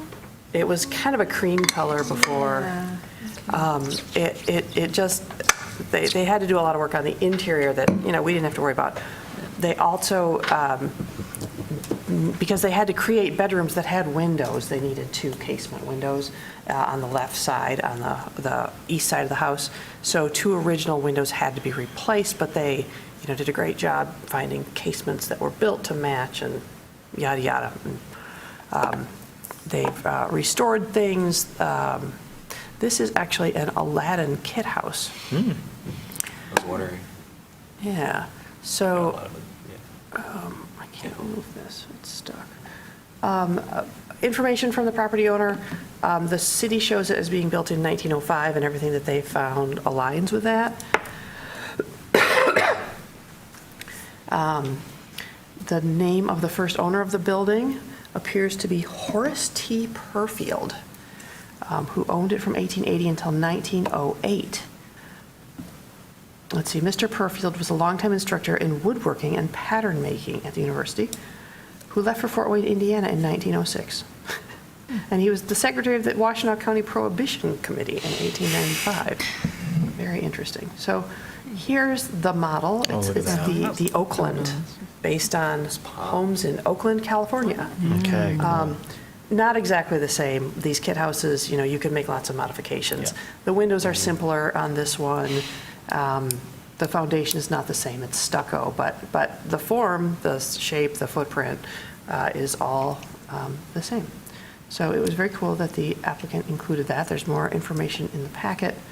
But I do need to bring one thing to your attention, and that is, unfortunately, the home has aluminum siding.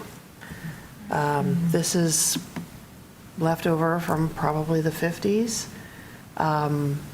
They've done such a meticulous job of everything, but it's still there, and I am compelled to point it out to you. I don't really think that, I don't know. I kind of feel like restoring all of a house but not taking down the aluminum siding might be okay. I'm glad they spent money on things like windows. But it's up to you guys whether or not that is appropriate for a plaque. I think that every other inch of it is completely appropriate.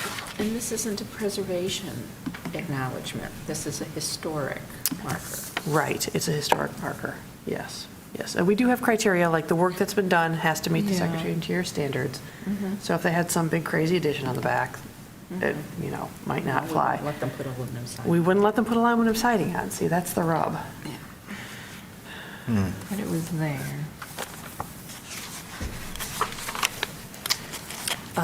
So are you saying, like, basically, if the aluminum siding has completely destroyed the historic character of the house, then it shouldn't get a plaque?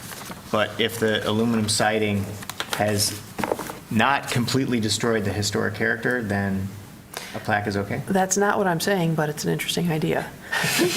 Well, I'm trying to figure out how to, Right. like, Right. now I know What to there's aluminum base this siding, what do I do with that information? Yeah, exactly.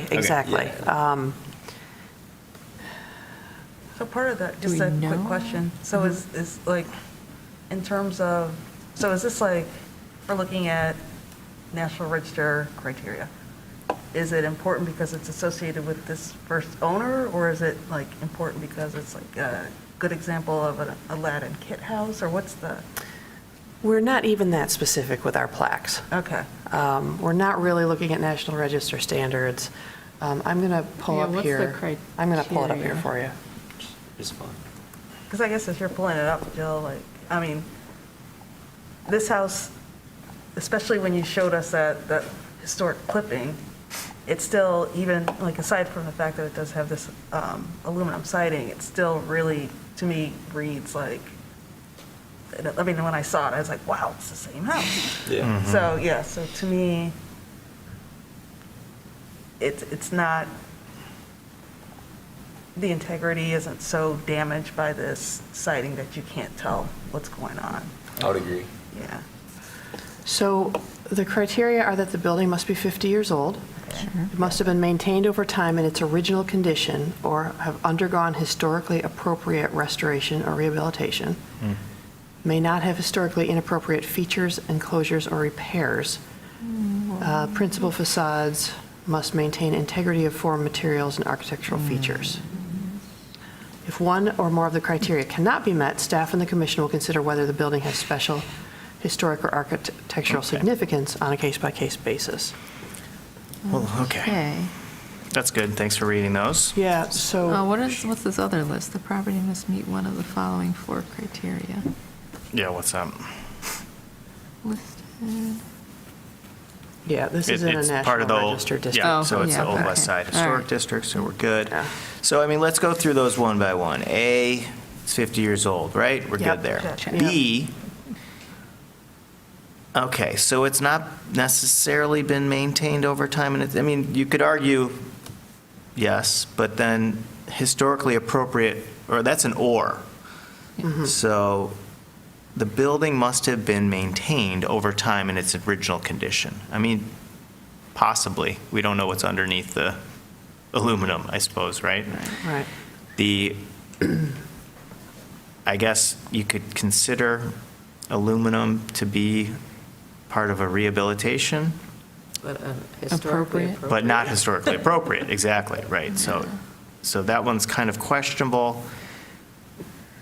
Historically inappropriate features, enclosures, or repairs, that also seems kind of questionable. The building, the facades, visible, must maintain integrity of form, yes. Materials, no. Architectural features, Yeah. yes. And then there's an out.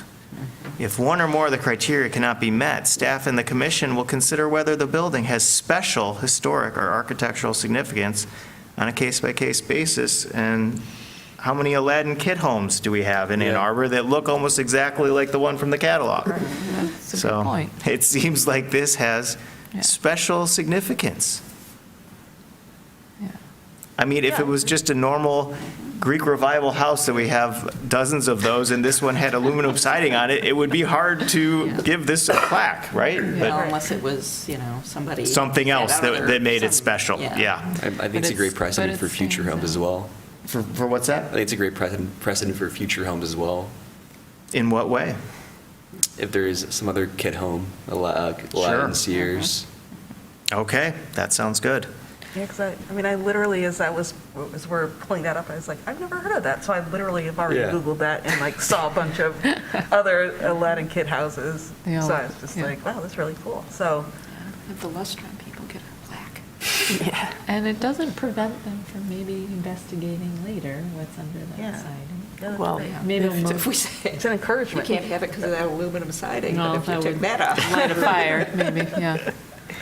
I think that particular to this design of this house, like the siding isn't the first thing you see as well. You know, like that porch and Yeah. the dormer, Yeah. which has the siding, but it's more like the massing of the porch and the dormer is really primary. So anyway, are we, what do we do? Well, you just need to vote. Just somebody needs to make a motion to approve. Let's have a motion to for this. approve this plaque. Do we need to know more about it, or we're good? This is it? This is it, okay. This is I it. could Would you make like a to? motion. Okay.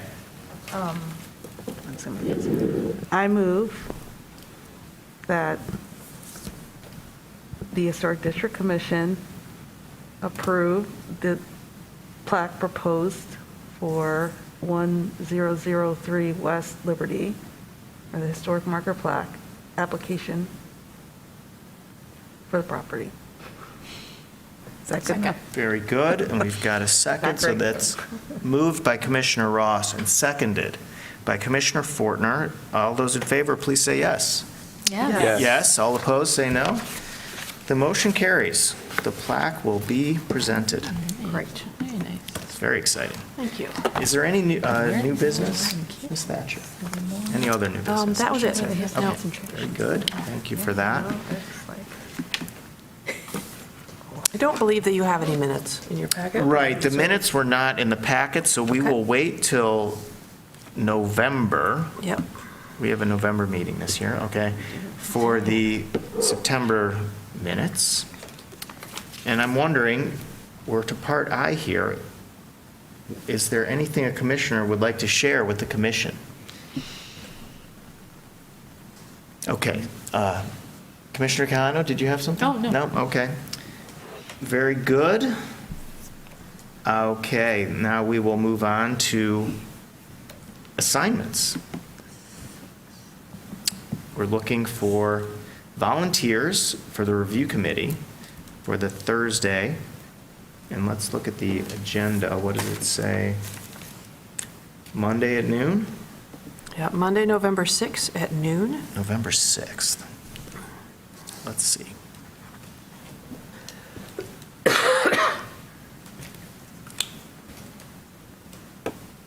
I should be available for that one. I could do it as well. Okay. Dave and Jess, thank you. Very good. Okay, moving on to reports from staff. Item K. Ms. Thatcher? Nothing. You sent us we briefly mentioned it earlier. Yeah. There's the materials thing. What should we do with that? You Just should sort of read read it? Yeah. Okay. Yep. But you mentioned earlier, basically it's coming One of up the to speed with what we've Yeah. generally been doing? Read the preservation brief. Okay. That there's a link to, because the Secretary of Interior has updated some of their standards for using alternate materials, and some of it is interesting reading. Yeah. And applicable, to what we do here. I was being a little off the cuff when I said we're doing everything right already. We'll read it. There's always Very room good. for improvement. Absolutely. I saw something, I don't know what, it was an email from the city that mentioned an old Fourth Ward reclassifying, or? I Yes, don't the know. old Fourth Ward kickoff meeting was Tuesday Yeah. night. How did that go? It was great. It was at the semi-annual Neighborhood Association meeting for the Old Fourth Ward. There were 15 people, actually there were more than that, in attendance. Alan Higgins from the State Historic Preservation Office was present, and our project consultant, Sarah Reyes from Chronicle Heritage, formerly Commonwealth, Okay. out of Dexter, was there, and she did a great job. And is that who's doing what is the? It's the resurvey of the Resurvey. Old Fourth Ward Historic District. It has, 2/3 of the properties in the Old Fourth Ward were never surveyed back in the 80s. Okay. So we have like nothing to go off of. Right. And every time one of those houses comes up, I have to research it and do a Yeah. history and Yeah. blah, blah, blah. So they're going to fill some of those gaps. Sounds great. Yep, they'll be surveying in mid-November, like out taking pictures. Okay. Every house in the old The building. leaves off the tree. Amazing. Buildings. and- Takes It'll me look back. drab, but That's great. visible. Yep. Thank you for that. So I have a quick question. Yes. Ms. Satra about that. So will the consultant be looking at potentially extending the period of significance, or is it No. just more? No, it's just a reconnaissance level resurvey. Okay. Yeah, Oh, okay. yeah. Helpful. It sounds good because it was, the first survey was incomplete. It was just kind of like, Yeah. okay, Yeah, gotcha. Save them all. it was great for its time. Very good, very good. Okay. We've got, we're at concerns of commissioners, so I'm looking around to see if we have any, and it does not appear that we do. Nobody looks concerned. Are there any communications this month? No. Okay, so I now adjourn the October 12th, 2023 HGC meeting. Thank you.